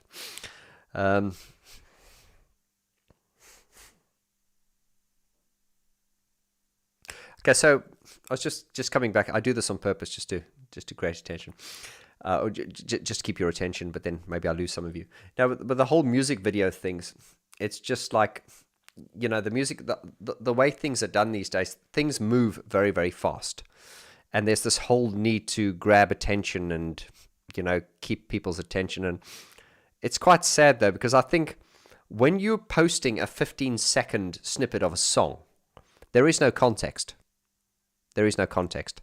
And this is the point I was coming to when I said, are your children in bed? What I mean by that is, everyone's looking really worried now. Imagine this. You have romance. Then you have foreplay, and then you have the orgasm. Okay, I'm going to keep this PG relative. But if you just shove the orgasm in someone's face, it's like, hey, oh, how did we get here? How did we get here? You know, I want the dressing up and all. You know, okay, trying to keep this PG. So this is the problem these days with everything's like, oh, there we go. You know, here's the chorus. No. Context is very important. You know, I want the song to start nicely, and I want it to build, and then I want the chorus. And I think, you know, great songs meaning, you know, you want everything's context, and my whole concern was the whole TikTok generation where everything's got to move so fast. It's like, there we go, shock, outrage, shock. No. But we don't. This is certainly a drum I don't march to, and that's probably why my channel's not not that big. But I'm not going to. These are my. I'm old school, I guess what I'm saying. Right, let's read some of the. Bye-bye, have a great time. Rebecca, you leaving? Are you off now? Thank you for joining us.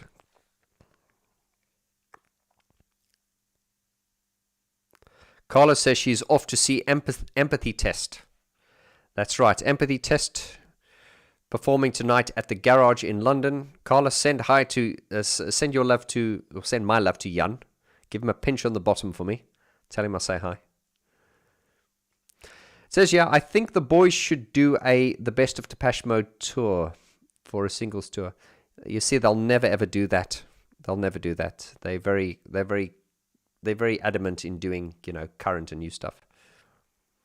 Enjoy Empathy's Test, Carla. Bye, Carla. Thank you, darlings, she says.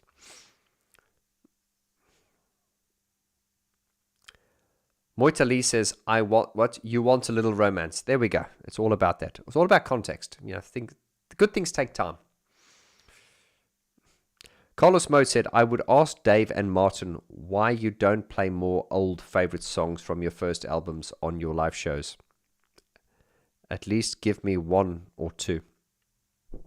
Yeah, good luck with that. But yeah, I know what you mean, brother. I'd like to hear something. This is the thing, right? I said this last time. Yeah, just be a little bit because this is the band that were always very unpredictable. They would always give you a single from left field, and you'd be like, oh, like with the first time we heard Personal Jesus, like, what the hell is this? The first time we heard I Feel You. Yeah, they always catch you off guard. But I would like to see them displaying that same level of unpredictability in the live shows. It's like when I went to, there was nothing that threw me. I went, oh my God.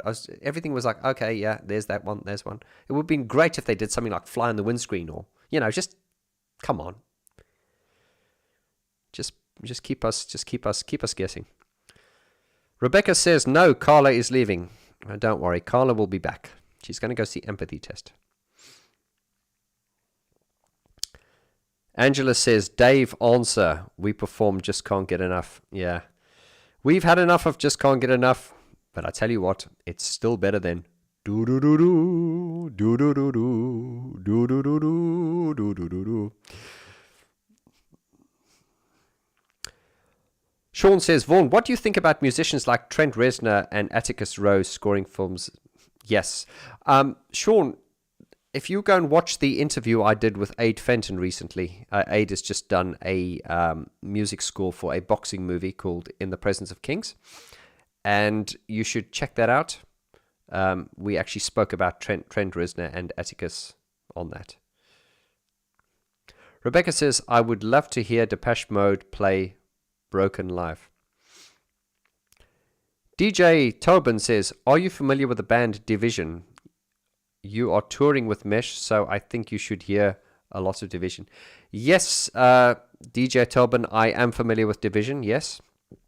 And I know my brothers in Mesh have toured with them before. They all know them very well, so. Moita Lee says, agreed. I wish they were a little bit more unhinged. Yeah, you're talking now about Depeche Mode being sort of quite predictable. I think there's an element of safety, especially. But then also, I also think, you get to a point where, when you're starting out, let's say as an artist and stuff, you've got to be really, really good, and then, to stand out. But then I think if you've been going for a while and people like you, then they'll forgive you. If you go up there and you sing a bit, you sing about bum note or you mess up, then you're kind of forgiven. So I think Depeche Mode could be a little bit more risky. They could put their neck out a bit further and risk making a mistake, because I don't think anyone's going to. No one's going to hold. I mean, they're at a point now where Martin could fart in a jar, and people would just love it. I'm sorry to lower the tone, but they can't make any mistakes. They're at that level. They can't do anything wrong. You're wishing you never said that, Vaughn. No, it's fine. Right. HT Philippi says, Vaughn, how do you like playing with Mesh live? Isn't it a bit controversial that you want to perform your own stuff live? Conflict of interest. No, not at all. I mean, I've got my own music, and the reason I've never performed the Vorty stuff live is because logistically it would be difficult to do, and it may be something I want to address in the future. Also, I've been approached by people over the years to join bands and start projects and stuff, and I usually turn things down mainly because the things don't resonate with me, or basically I don't have time and stuff. But I think in the case of Mesh, when Rich called me up, it made perfect sense, because I think the music I do and Mesh, it's, you know, we're different, but it's in the same genre, I guess. So it wasn't. Yeah, it's not like they're a prog rock band or a funk band or something like that. So, you know, and I was a fan. I am a fan. So it was easy for me to. There was a reference point. So, you know, so when I'm creating sounds for the live shows, I have a reference point because my taste is in line with, you know, with what they do musically. So it makes perfect sense. And so far as me wanting to do my own stuff, no, it's not controversial at all. I mean, I just you know, Mesh is well established, and I enjoy the band. I enjoy the music. Would I want to do my own stuff eventually? Maybe, but it's certainly not a priority at the moment.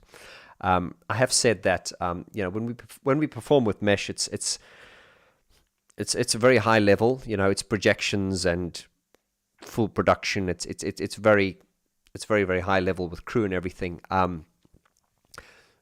So I do like the idea of doing gigs that are the opposite to that, and that is why I'm looking at doing some like acoustic piano shows, you know, which are just completely different, just for something different. I hope that answers your question. Nash F says, I would love to see Martin and Dave do more bare acoustic covers of their favorites. Yeah. I mean, something I've certainly focused my channel on is, although I'm a big fan of electronic sound and synthesizers, I think what I tend to do on most videos is I just tend to play most songs on a piano, because I think I'm first and foremost a musician, and my first love is always songs. And I always try to strip everything back. You know, you hear the song, but you hear the whole production, but I always try to peel back the layers and show people just the song, because to me that's the most important thing. You know, the song which is underneath the production is the most important thing, I think. And I think this is where a lot of stuff you hear these days, it's so production based. Everything's the production, and there are so many like people on YouTube and stuff who are giving tutorials on production. There's not many people talking about the importance of the song, and, you know, the sentiment and the, you know, the resonant core, you know, the most important thing, which is the song, really. I don't know. That's just me, I suppose. There we go. Moitali says they became cautious, Martin's own words, after the success of Violator and Sofad. Yeah, I think there was definitely a change in the Depeche Mode machinery. If you watched my interview with Brian Griffin when we spoke about, I did the whole series with Brian Griffin where we, cheers to Brian Griffin, my brother in heaven. When I did the series with Brian Griffin on my channel where we discussed the production of all the album covers, and Brian speaks about on Black Celebration how round about the Black Celebration period started, how things had changed, the whole energy had changed around the band and everything. I think up until that point, it was there was always this kind of feeling of like an independent band. But I think by the time they got to Black Celebration, I think this is where things got really serious, and it was like the game just changed. And I think it was at that point that Brian was kind of moved off the project. They got Martin Atkins in, and so things got a bit more serious from the Black Celebration point. So yeah, cautious is right. Carlos Sotomayor, hello sir. I'm going to oh, you've disappeared. There you are. You go, hi VG. Would you agree that Marion Gold from Alphaville is one of the best songwriters in terms of writing in a second language? They have also been around. Well, Carlos, yes, that's very true. I've always been a huge Alphaville fan, and one of my friends, Simon Forsyth, who you guys know from the channel, he's actually said we should go see Alphaville doing their 40-year anniversary for Forever Young next year in Germany, to Alphaville. Alphaville, phenomenal. I reviewed their debut album on my channel once, which is the Forever Young. And I did say that what was amazing about Alphaville was, if you look at okay, we don't want to compare artists, but just as a reference point, if we look at Depeche Mode, how they started with Speak and Spell and A Broken Frame, and they did those albums, and then they got better and better and better, and then they really peaked. With Alphaville, they started with an amazing album, and they're still doing really good stuff, but I just feel that they will always be chasing their debut album. The Forever Young album was brilliant. I think I gave it 10 out of 10 in my review. Absolutely amazing. And also, I think we English-speaking people, we kind of take it for granted that everyone can understand us because, English is like our first language. And, even me living in Estonia here, I'm trying to learn the language, which is very difficult. But if I'm struggling, even older people here will be able to speak English to a degree. The point I'm trying to make is, it always amazes me, us English-speaking people, we kind of take it for granted. But then again, not everyone is English-speaking. But of course, the world is more English-speaking now. It's the international language, I guess. But the point I'm trying to make is, if we take bands like Alphaville and stuff like that, where English is their second language, but they write such profound lyrics. Yeah, I do agree with you. Huge Alphaville fan. And I should talk about more of them on the channel. And now that I'm moving Depeche Mode off onto its own thing, the Depeche Mode Hub, there we go. Join the Depeche Mode Hub. We can keep all you dodgy Depeche Mode fans there. We can carry on with other stuff here. No, I'm saying that with joke. I will still talk about Depeche Mode on this channel, but it's just a tactical move to move everything in one place. So it makes it much easier for the user experience, so to speak. I hope that answers your question, Carlos. Robert, have you heard of Faith album by the Hertz Band? Yes.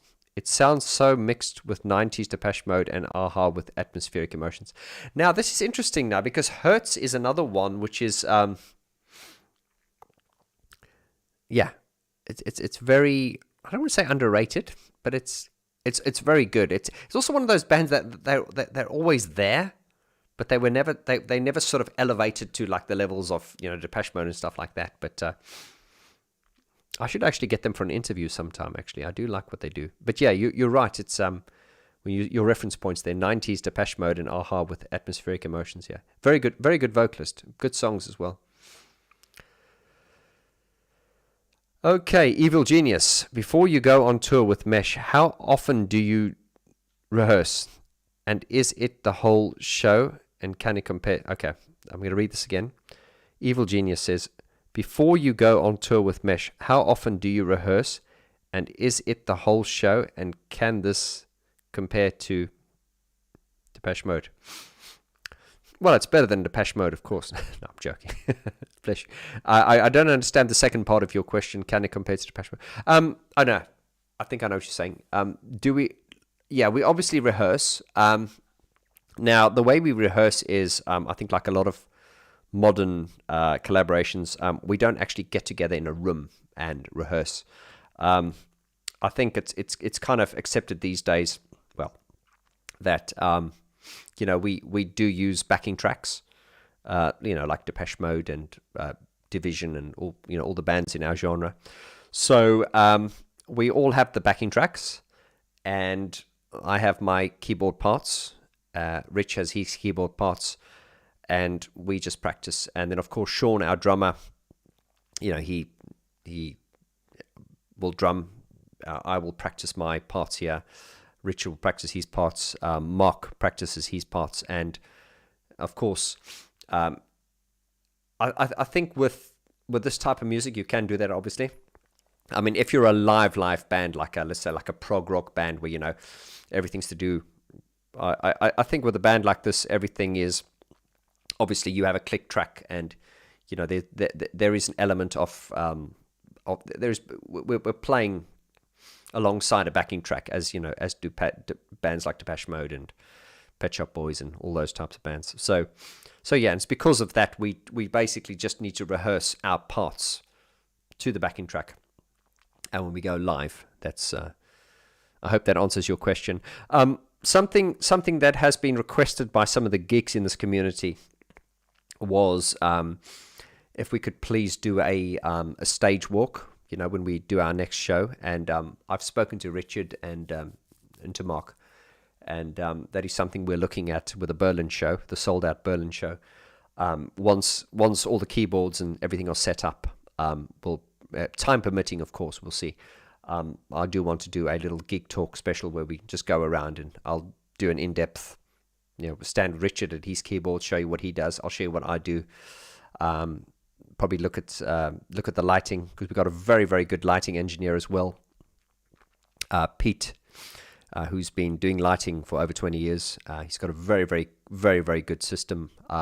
You kind of get on the stage and you just see these lights and you kind of take it for granted, but there is a lot of thought that goes into the setup and the lighting and everything. So yeah. So anyway, I want to roll that out on a little video series, because I know a lot of you have asked for that, and I think I've over answered the question again, so that's fine. Right, let's see some more question here. HT Philippi says, Vorty Live would be a perfect opportunity with another meet and greet at the pub. Yeah, you see, I'd love to do the Vorty stuff, but the Vorty stuff would mean putting a band together, almost like, like a mesh type band. It would be I just don't have the strength for that, but I could...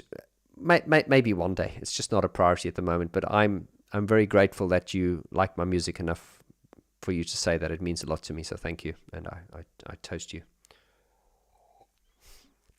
Okay, DJ Turban says,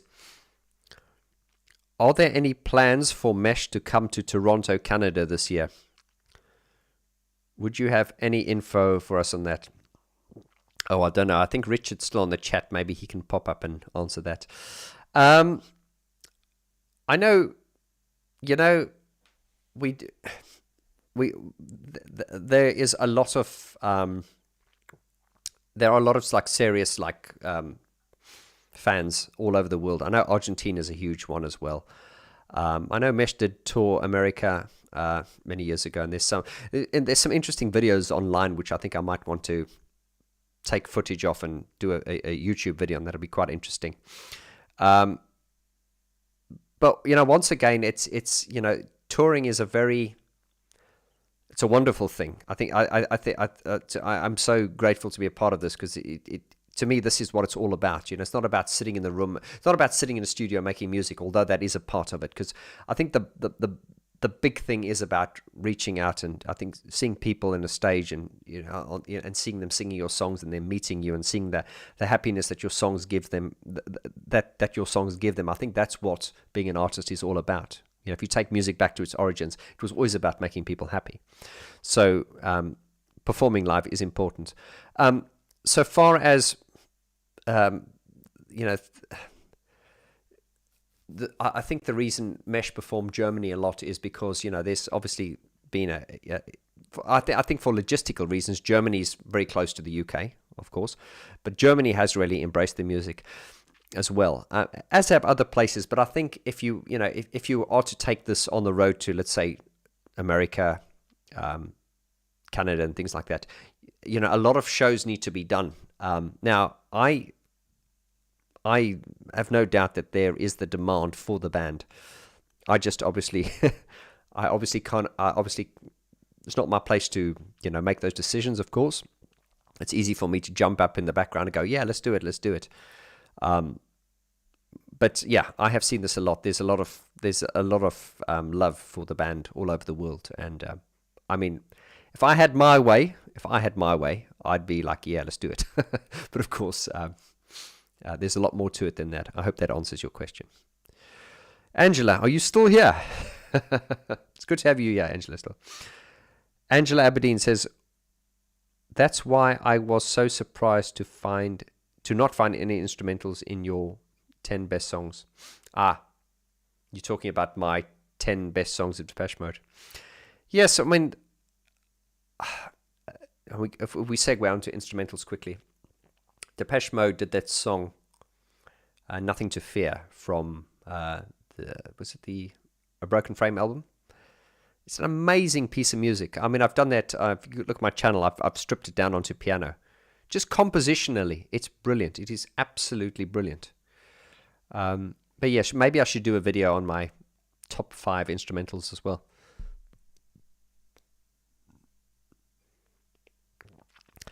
Abalisha Panda says, would you agree that Peter Kerr captured Depeche Mode in the best way?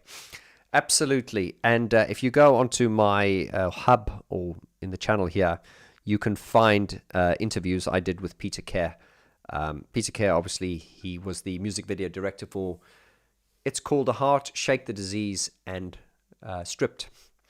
And he was the very first video director, I think, that really got Depeche Mode. Because I think up until that point, they'd always been, as Martin said in documentaries, they'd been working with people that didn't really get them, or video directors that were taking the piss, just saying, "I'll go stand," and you can see in some of the earlier videos, it was just like they weren't very good, were they? They were just like. So when they met Peter Kerr, I mean, if you take "Shake the Disease," the video, I remember Peter Kerr saying how great Fletch looked in "Shake the Disease." Fletch just looked really, really good in that, and Stripped was good as well. But also, I must say, I think the music video to "It's Called a Heart." Now, I think "It's Called a Heart" is a song that makes Martin Gore shudder. He's like, "Ugh." I wanted to do a video on that, saying I don't think that song is as bad as what Martin said. I can't preach to Martin Gore, but I will tell him that song is not as bad as what he says it is.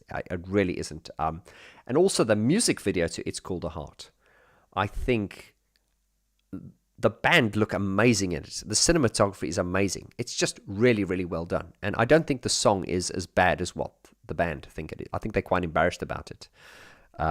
I can think of songs that they've done recently that are far worse than "It's Called a Heart." Moving swiftly on. Yeah, Peter Kerr, definitely. "Summer in Berlin." Oh yes, Anders, what a song. Oh, there's a whole stack of messages down here. Now, according to the timer here, if this is to be believed, I have been on for 3.5 hours.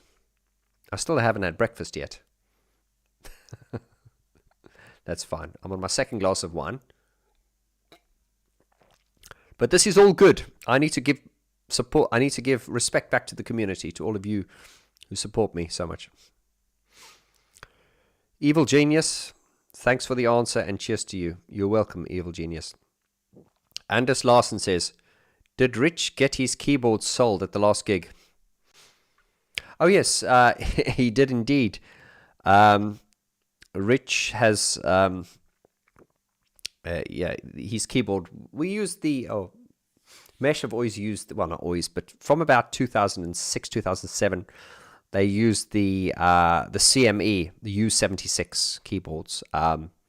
Very, very good controller keyboards, very solid, very good build quality.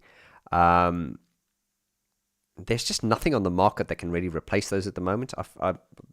Please, people have asked me to talk about this on my channel, because I'm very much a keyboard player, and I don't mean this vain, but I mean I play. I'm not like a button pusher, and so the feel of a keyboard is very important to me. And a lot of the keyboards on the market these days are just really like plasticky and clunky and shitty. But those CME U76s that Mesh were using, they're very, very reliable, and they've had them for many years. So the one that Rich played, I think they did 5 tours with it and many, many festivals. And it's a real workhorse, and they're really reliable, strong keyboard. And they survived touring. But I think the key on one of his, he played it so hard or whatever, it's just I think it was falling apart, but it was time for an upgrade. So I think it was, I don't know who suggested it. I think maybe it was one of the crew or something said, just put your signatures on it and sell it, which we did. So we all, someone called me to the front and they gave me a marker and they said, come and sign this keyboard. And I went, okay. So I autographed it, and then this was at the Rotterdam, and then the next day at the Oberhausen show, I think a fan came and bought it. So sorry, Anders. That's a long-winded answer. Yeah, someone did buy it. So Evil Genius says, you're absolutely right. Frank was completely underrated, but Marion has such a big ego problem back in the days. Are we talking about Alphaville? Yeah, ego does kill a lot of bands. But then again, I suppose as an artist, I think it's difficult with an artist because you have to have the right combination between confidence and humility. You can't be too much of a doorstop, or you've got to have a sense of ego. But there's very few people who can kind of play that at the right level. You know what I mean? But yeah, ego has always been a problem. Paulina says, wonderful live, Vaughn George. Thank you for that. I'm going to my home duties. Have a nice evening. Well, thank you, Paulina. I hope you get to hear me say goodbye to you. Thank you for joining us. It's been 3.5. Time flies when you're having fun. I can't believe we've been on here for 3.5 hours. Anyway, but no, thank you, Paulina. I really appreciate that. Angela's still here.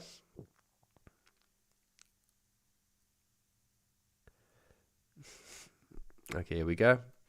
Some more messages down here.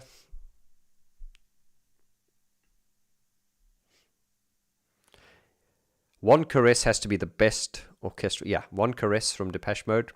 Oh, that was phenomenal. Agent Orange, yeah, that's a great instrumental as well.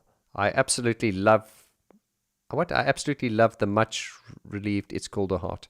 It's Called a Heart. Not a bad song, really. Well produced. Get the lyrics are maybe a bit naff, but then again, I don't know, still beats most stuff that come out these days. And here we go. The instrumental song called Stjärna, but I believe that's the way it's written, but I believe in Swedish it's Stjärna. Is that right? Stjärna. It's a strange pronunciation. Rebecca says, I must be the only person who likes Lillian. Yes, Rebecca, you are the only person who likes Lillian. Oh, Lillian. I just never got it. But it's funny, someone actually pulled me up on one of my YouTube videos and they said, I can't believe you don't like that song. That's the song that got me into Depeche Mode. And I went, okay.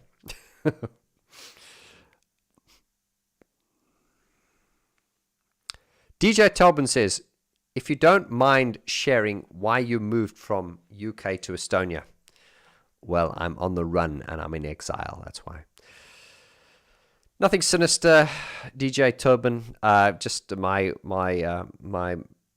missus is Estonian. Well, I mean, she was born in Estonia, and she's Estonian, and she moved to the UK. We've been together for many years, and we've come on holiday here. I've always loved the country. I love the culture. I love the people. It was when my daughter was born, I just decided I didn't want to bring her up in London because a lot of the schools in London are like war zones. So I decided, nah. So that's why I'm here. But my heart is very much in the UK still. So cheers. Christmas Island. I've never heard you mention The Cure. I'm not a huge Cure fan, although I do respect them. I actually I did a Cure video once. What's that song, The Spider-Man? I did a breakdown of that. I like that. The Cure. I'm just not a fan, but then again, that doesn't mean I dislike them. I've just never really given it much time, to be fair.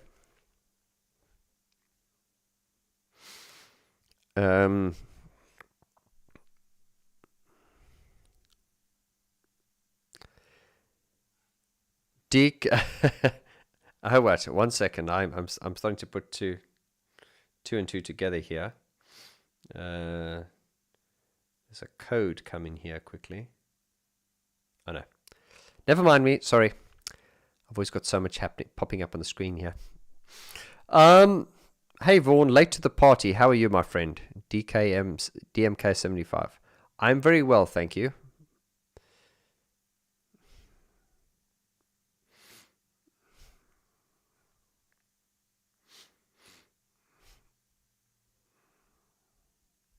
Lullaby. Oh yes, Lullaby. That's the Spider-Man Lullaby. It's called. Bauhaus and Joy Division over The Cure any day. Lullaby, yeah.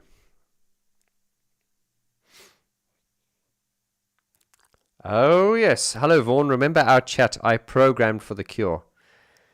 Yes. You program. Yes. Wow. Small world, hey?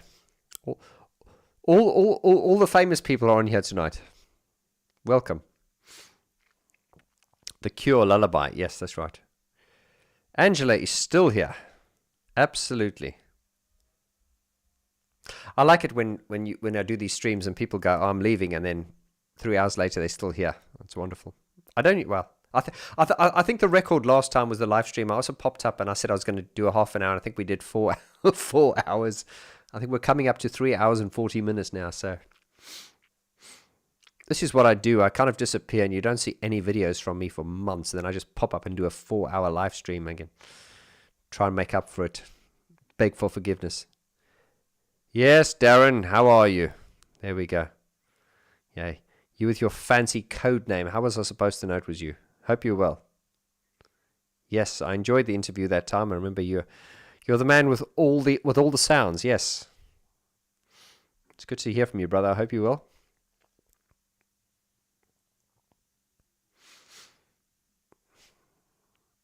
Here's a question from Alexandros. Any chance DM show up in festivals during the summer? Greetings from Greece. Yeah, I mean, Depeche Mode were never really like a festival type band, were they? Their music's always been a little bit odd, isn't it? So, and it's very much it's an acquired taste. So.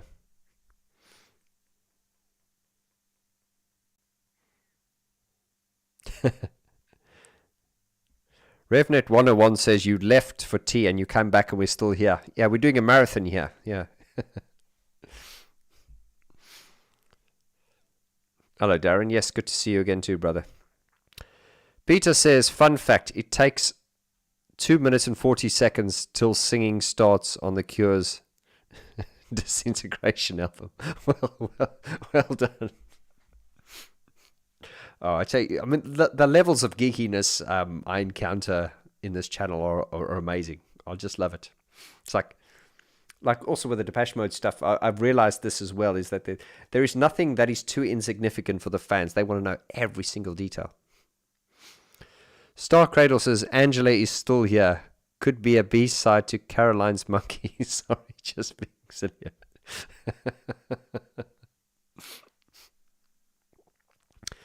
Rebecca says, Vaughn, I just want to say that I love your channel. Keep making great videos. Thank you, Rebecca. Flattery will get you everywhere, and I love you too. Thank you so much. I really appreciate that. And I mean that sincerely, though. I wasn't taking the piss. Thank you. It really means a lot to me. Thank you. Listening to Hold to Feed. Oh, no.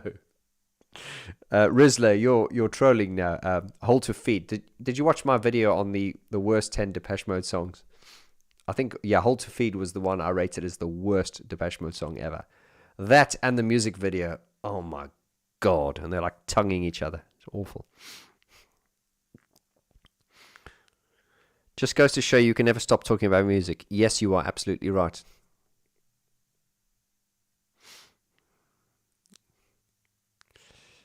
Geeking out, yeah, for sure.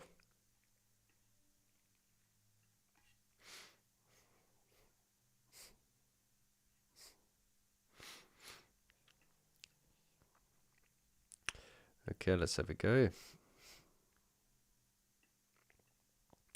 Yes, so do check it out if you ever venture onto watchvg.com. You check out my series called From Demo to Completion, where we take the demo of the song and we analyze the demo and we see how it ends up as a finished product. And in most cases, it gets better, except in the cases of Delta Machine, where the demos sound better than the finished product. Hence, we call them demo mode. I'm being nasty. No, it's fine. It's fine. I'm allowed to say that because I'm punching up. It isn't worth. Yeah, My Little Universe is terrible. It's just it's just terrible. What's that one song they do? My little universe is expanding. Beep, beep, beep, beep, beep, beep. No one. Beep, beep, beep, beep, beep.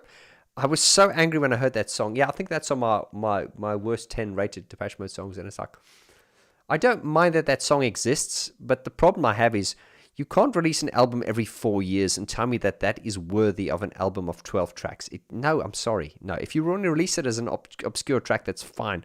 But don't put it on the album as a track. I'm sorry, I'm not having that. Sorry, Martin. I love you, but I'm calling that out, man. Can you ask about the Rooiksop? Rooiksop is great. Very, very good. By the way, I quite like the latest People Are Good video. Needs more than one view. It's okay. Mind you, I've only seen it once. You said it needs more than one view. I'll watch it again and let you know what I think.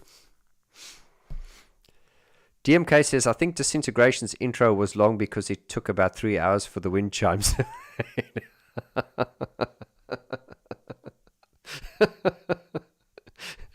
Suzanne says, keep up the good work. Well, thank you, Suzanne. I will. Thank you very much. I appreciate that.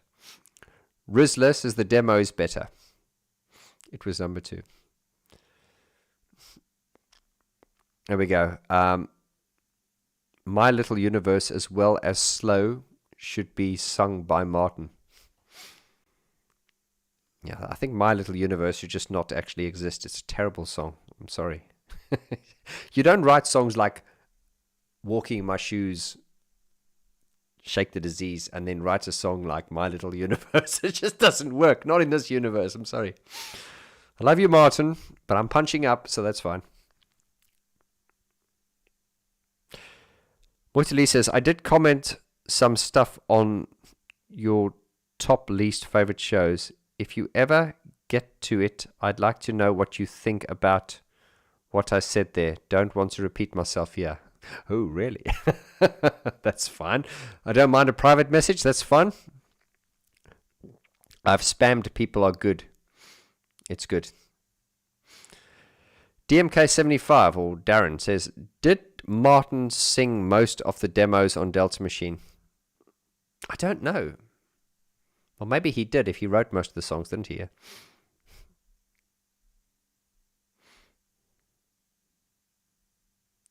Someone said Morrissey. I'm the sun, I'm the air, of a shyness that is criminally vulgar. I'm a summoner. For some reason, I don't like John the Revelator a lot. Someone's been reading.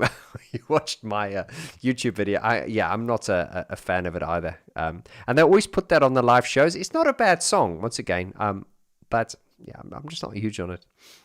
Rebecca, why have Depeche Mode not released Never Let Me Go as a single? Do you agree?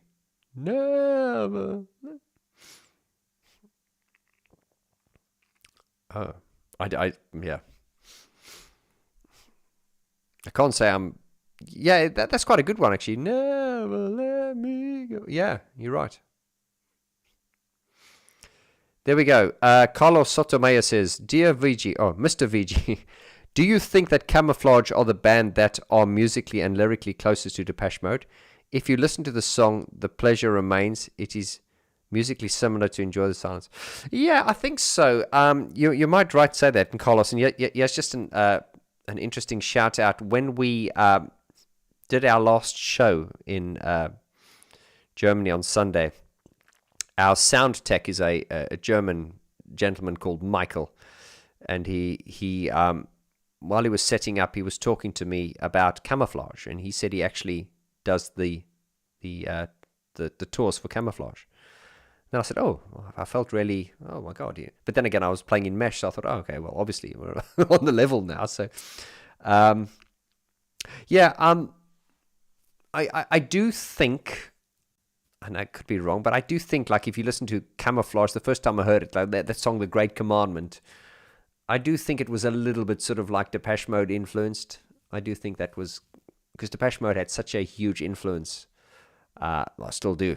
I think there was a bit of influence there. I could be wrong. Personal Jesus, holier than thou approach thoughts. Oh, absolutely. Absolutely. Just one word, absolutely. Do you like Dave Gaughan's Breathe song? I can't actually think of it now. Hi there, greetings from Russia. Nostravia.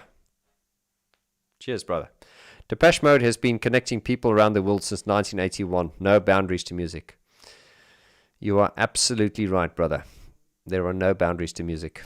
And I don't want to sound like a hippie, but I just wish musicians ruled the world and not the fucking politicians. Mind you, if musicians ruled the world, nothing would get done, would it? Yeah.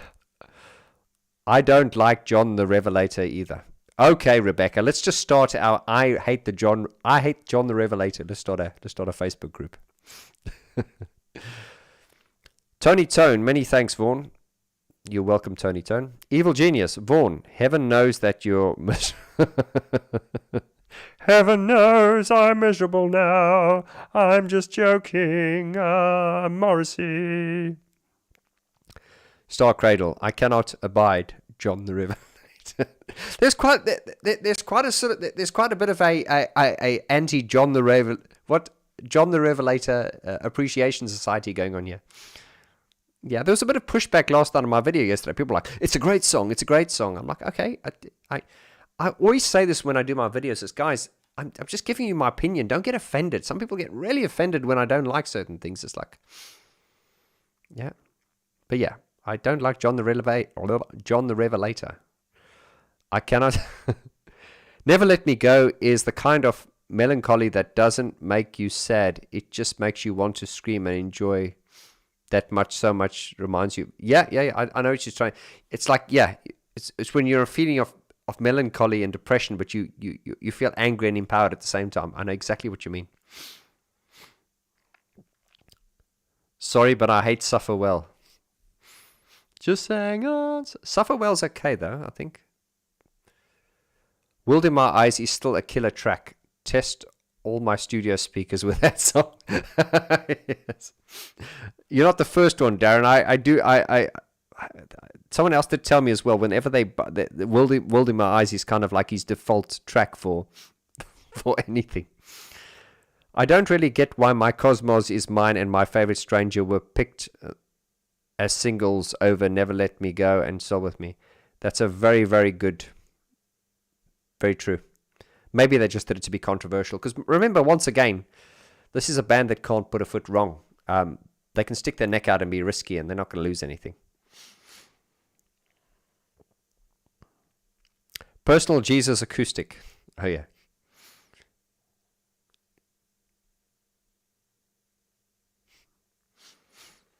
The Rizzler says, how can anyone hate Suffer Well? It's number 4 in my top 10. See, I love this. This is what I love about this band is everyone loves it, but within the fan base, there are people that have got such strong opposing views on the same song.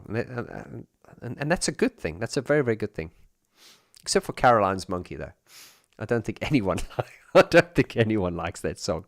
Except for that one person who was trolling me saying that it's the best song. It's the best song on the album. I'm like, okay. Whatever. What have you been smoking? Darren says, I think Depeche Mode should turn the synth world on its head and do a guitar-based album. Martin is a fine guitarist. He is. He's very good. Joachim says, why do DM never play The Sun and the Rainfall? Oh, this is true, yeah. That is a good one. Why don't they just do that? That'll be a good one. Even if Martin did it acoustically, that would be a good idea. How much influence do you think the record label has affected the last 3 to 4 albums? I think there is a massive... I mean, Depeche Mode feels very corporate to me at the moment. You know, I think there is a lot of corporate thing going there, to be fair. Yeah, I love Policy of Truth. It was amazing at the O2.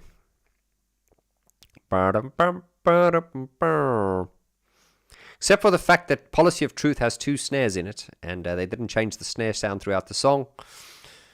I know I'm getting really, I'm getting really, I'm getting really anal. Excuse me. Oh, I've just. Oh, okay. Don't know if you guys can see this. I've just got a text from. I don't know if you guys can see this here. Yeah, there we go. Try and get it in focus. That is Jan Winterveld. Okay, believe me. You'll have to believe me. It's out of focus. He is our tour manager for Mesh, and he's also handling the tour tonight for Empathy Test. And the other man in the background, who you can't see, who's drinking wine, that's Andy Marlowe, my mix engineer. He also did our live sound on the Mesh shows in the UK. Anyway, so they're just having dinner, and they sent me it sounds like I'm names dropping now, but I'm not, because they're not famous, are they? I'm just sharing with you guys. Overshare. Right, what are we at now? I like the sun and the rainfall. Yeah, sun and the rainfall would have been. I was doing that the other day on the piano just to see what it sounds like, and it sounds good on the piano. It'd be nice if Martin would do that with Peter.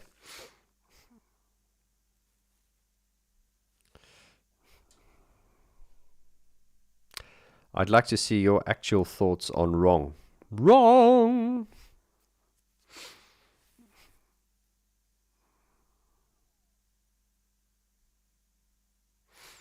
Yes, I agree with this, Jordan. It says, would it be controversial to say there are far too many unnecessary remixes for the Memento Mori tracks? Or have I just found myself into... have I just put myself into DM exile? Well, I'll tell you what, you can come and join me on my island, because I'm in DM exile. You know, some people have I've really been vilified for being... by some people for separating the fan group, for taking Alan Wilder's side, and I'm like, okay, we're not 5 years old here if you want to play it like that, but yeah, don't worry, I agree with you. You can come and join me on the Exile Island here. Yeah, I do think they were fought. I mean, these things pop up, remix. I mean, the word remix to me is a bit of a cringe word, because it conjures up ideas of, you know, whenever there was a song, there'd be like a dance version of Heaven, or there's always like a dance version of something, especially in the 90s. There'd be like, what was the song Titanic with Celine Dion, and there was like a dance, there was always a dance version of dance, and there was like remix. So whenever I see the word remix now, I'm like, oh no, please, can we not have another remix? So, but remixes are necessary, but yeah, it can be a cringe word, so remix with care, please. Remix with caution. I remember the lyrics to Room, so Wrong and Broken by Sonata.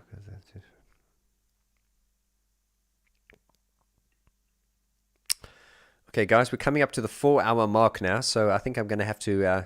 but I'm going to wait for the clock to reach 4 hours, and then we're going to hang up. I can't... Has it really been 4 hours? If you guys really been putting up with me for 4 hours, my God. I can't say you've probably learned it. You probably haven't learned much, have you? But speak about overstaying my welcome, hey? I was planning to go to the gym, but I haven't got... Well, I got a lot of filming and stuff done today. Still haven't had breakfast. Just had wine, really, so that's fine. I hadn't left... Jeffrey says, I hadn't left but been editing audio on my other screen while listening to. Subscribe to the DM Hub. Enjoy the discussion. Cheers, Jeffrey. It's not really a discussion. It's just me waffling on here in the background. But no, thanks very much. Thank you. I had the best time at Twickenham singing along with Wrong. Yeah, Wrong was, Twickenham. I remember Wrong coming on at Twickenham, and that was quite a surprise. And it did sound amazing, to be fair. It did sound very, very good.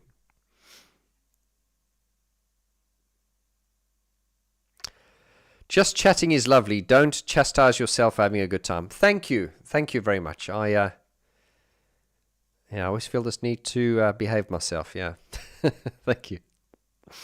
This has been a great live stream. No, thanks very much, guys. We're going up to 3 hours and 59 minutes now. I think YouTube's going to run out of bandwidth. This is something that always I can't understand this. It's like, this is quite weird to me. And I don't want to get random now, but I will, as I do. Every time a video goes up onto YouTube, we always say it goes into the cloud, but okay, that's figuratively speaking. But it ends up on a hard drive somewhere. So I just want to know, is everyone that's uploading thousands and thousands of videos every day, I mean, how many minutes of video are uploaded every minute? How many hours? Where does this all go? And how does it fit? I mean, and I'm not helping with my 4-hour live stream now. I don't know. Let's go. How are you enjoying the new PSP single, Vaughn? It's pretty good. I wanted to do a video on it.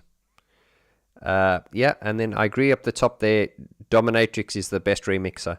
He is very, very good. I have to give him that. 4 hours, yes. What? 4 hours, yes. Also, what have been listening to? What have I been listening to? Nothing much really at the moment. I've just had like random. I've just been doing a lot of filming and stuff, so I have like random Spotify playlists on. So I love these chats. I have enjoyed myself immensely. You're welcome, Rebecca. So yeah, guys, all I need to do now is just join the hub, and I'll do this again sometime. I am looking at, as I said, we're going to look at doing some Depeche Mode type piano nights. Where I'd show up at your town, as if I'm not arrested.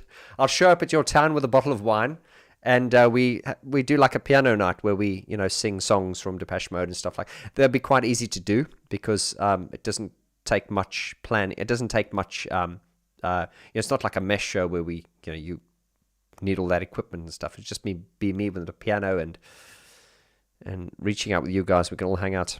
So let me know what you think about that. Hello from Sweden. Are the Depeche Mode pictures by Brian Griffin off the table now? Yes, I'm afraid they are for now. We may well. I mean, what made that business so valuable was the fact that the prints were signed by Brian.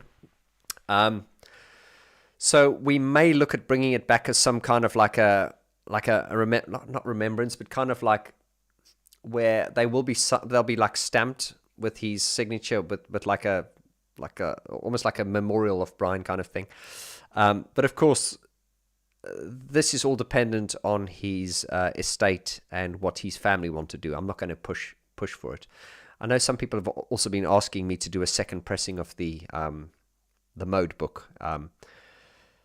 Once again, these are all things that are dependent on the family, and I want to respect the family's wishes because that's more important to me than anything else, is the legacy of my dear friend. And I'm going to end this live stream, which is now going to 4 hours and 3 minutes, with a toast, as I started off with a toast to my my dearly deceased friend, our friend, Mr. Brian Griffin, whose birthday it was today. Happy birthday to my brother in heaven.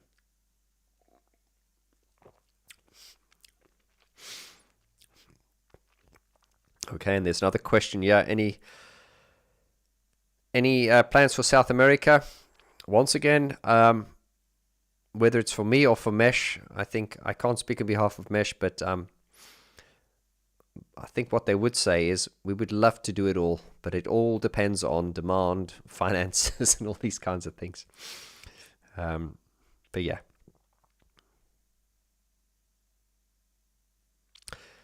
Thanks, guys. You are the best. I want to really thank you. I've really enjoyed myself. I don't know where the 4 hours went. I was supposed to go to the gym, but I've cracked a bottle of wine open, and I've really enjoyed myself. So thank you very much. I really enjoy this, and I appreciate all your support, and I'm always here for you guys, just like you are here for me. Love you all. This is for you.